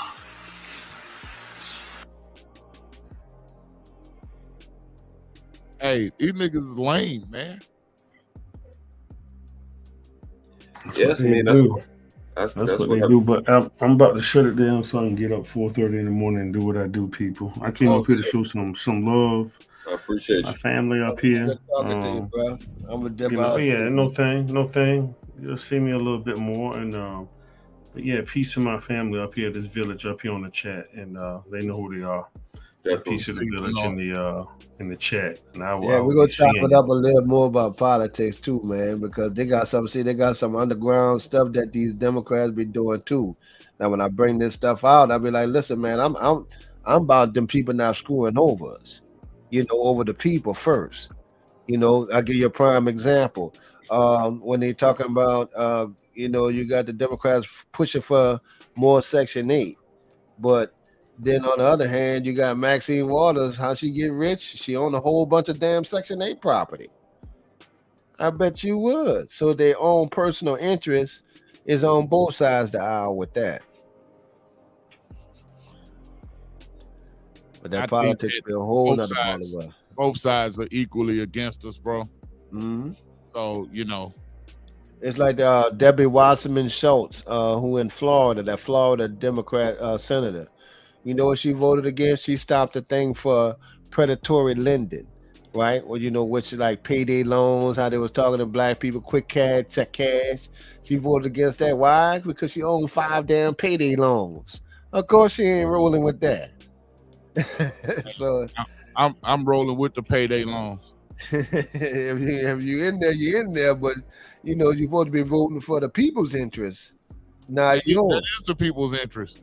The payday loan. People need money, man. Everybody can't go traditional ways of borrowing money. Mm-hmm. Yeah, but it's not that the borrowing part. It's the part with the 200% interest rate. You gotta predatory lending. That's the problem. You gotta pay. Gotta pay. I came from that industry though, so I'm biased. But and listen, and that's also capitalism, because my capitalist friends be like, Kevin, if you could sell ice to Eskimo, you should be able to do it without no moral backlash. I'm like, you're right, shit. It ain't no moral backlash for me, because if these people had people that would give them money, they got people in their family that got money, but they don't have the credibility to borrow the money. They'd have probably borrowed and not paid back. Hence why they came to me. But when you come to me, I'm gonna give you 136% annual percentage interest rate, because that's why I need to get my money back too. I need to get it back. Well, it's good, but most people don't use it to get themselves back on track, and that's the problem. Most people use it to go shopping. Right. Right. I was trying to explain to somebody. How I'm in the stock game, so I was trying to explain to somebody how companies look at situations as far as morals and areas and poor and shit like that. If you go to the Apple store and then say, well, this area here, people that's in Congress are like, okay, well, this area is the poor, they got the least paid, the least water, good stuff, least amount of good drinking water, grocery stores.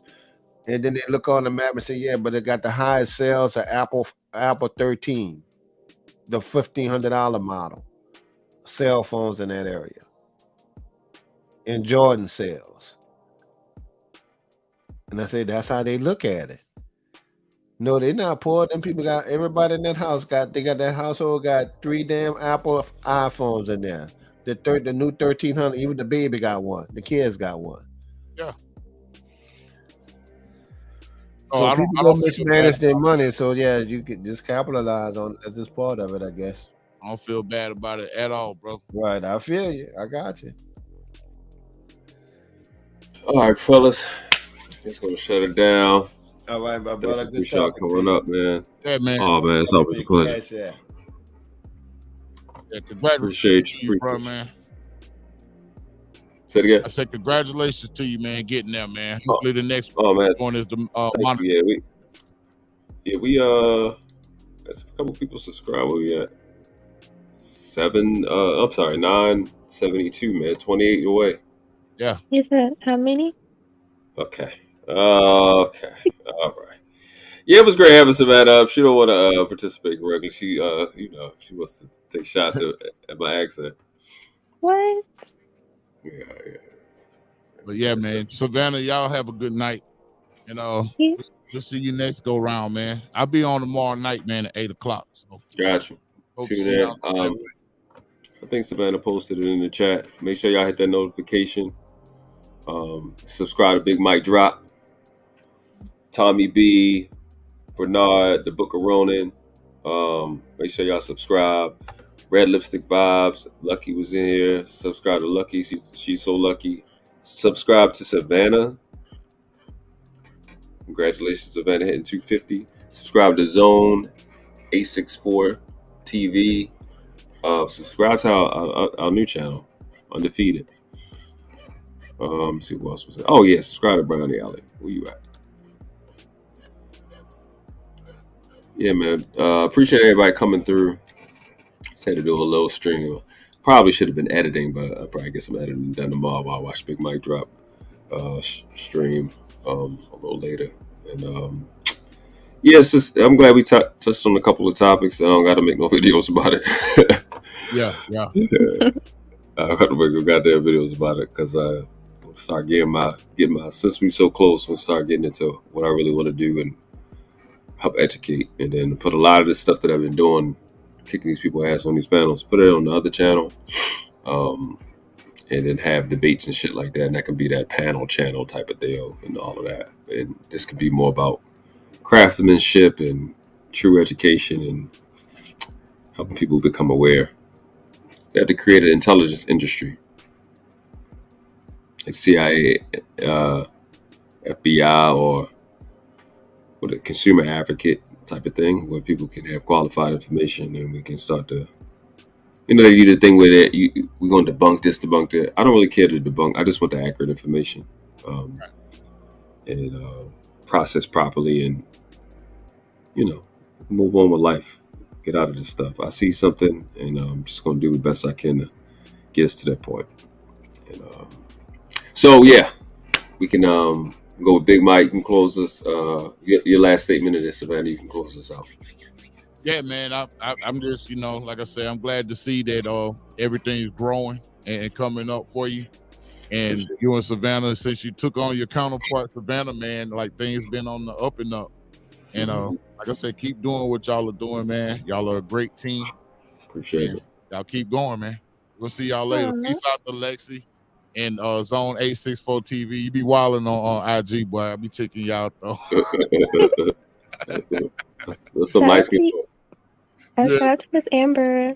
Yeah, man. She in there sleep, man. She been sleep. But yeah, man, we'll see y'all tomorrow night, okay?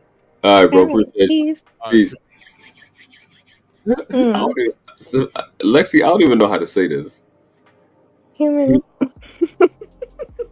Humatic, illicit. I'm too sleepy for this. Me too. Listen, I'm done. Hi, Jabelle. I got humanality. She made up.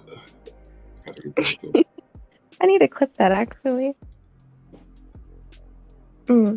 Well, I kind of wanted to touch on the disciplinarian thing, and I think it's unreasonable to expect somebody who has no self-discipline to be a disciplinarian of children. I think that's the perfect breeding ground for abuse. I think it's safe to say majority of Black mothers go too far in every regard in their life. So discipline in their mind is equal to abuse. It shouldn't be that way, but unfortunately, that's the culture. What else did you talk about? Well, obviously, congratulations on your channel growing.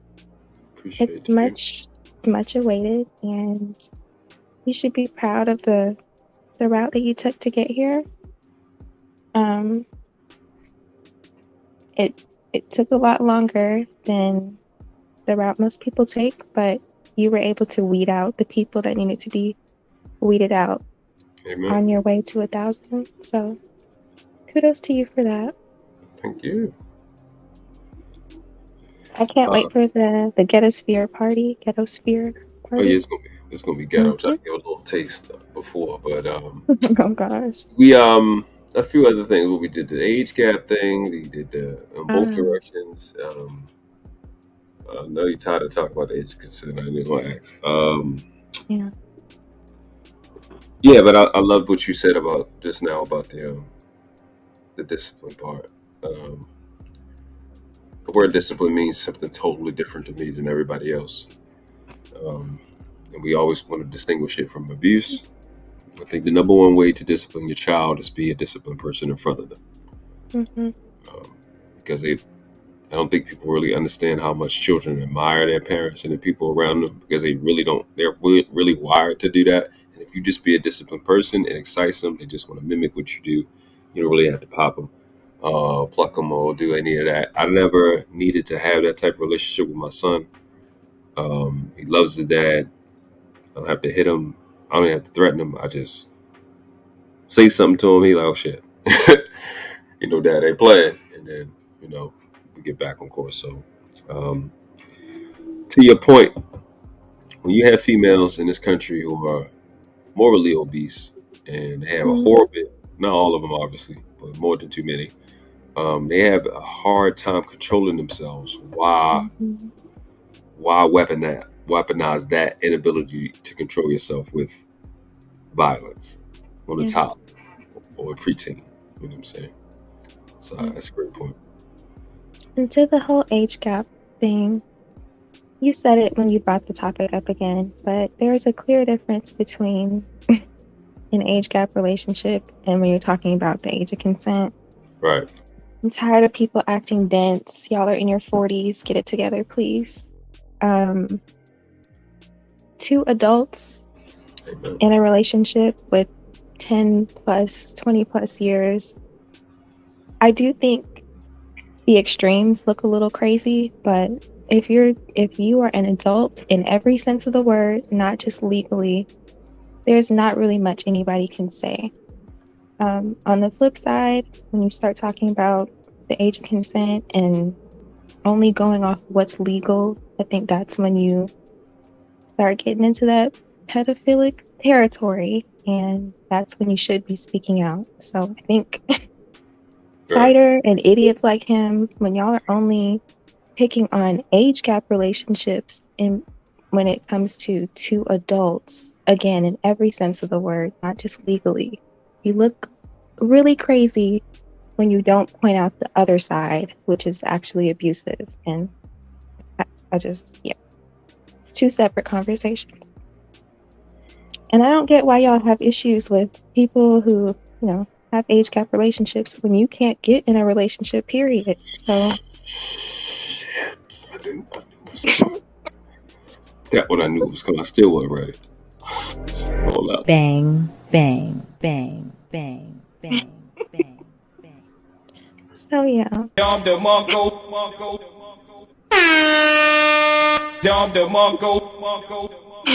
Shit like that, shit like that, shit like that, shit like that. Damn. I'm sorry.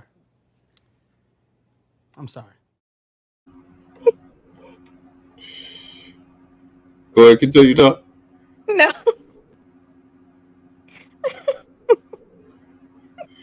I'm done. I could be the closer. Here you go. Thank y'all for coming. Make sure you hit the like button if you haven't already. And if you have a community tab or community section, please repost the channel so we can get to 1,000. Now, if your followers are whack, maybe don't post it. But he spent time weeding out. Bang, bang, bang, bang. Let me just be quiet. Good night, y'all. That's gonna do it. Appreciate y'all. Peace.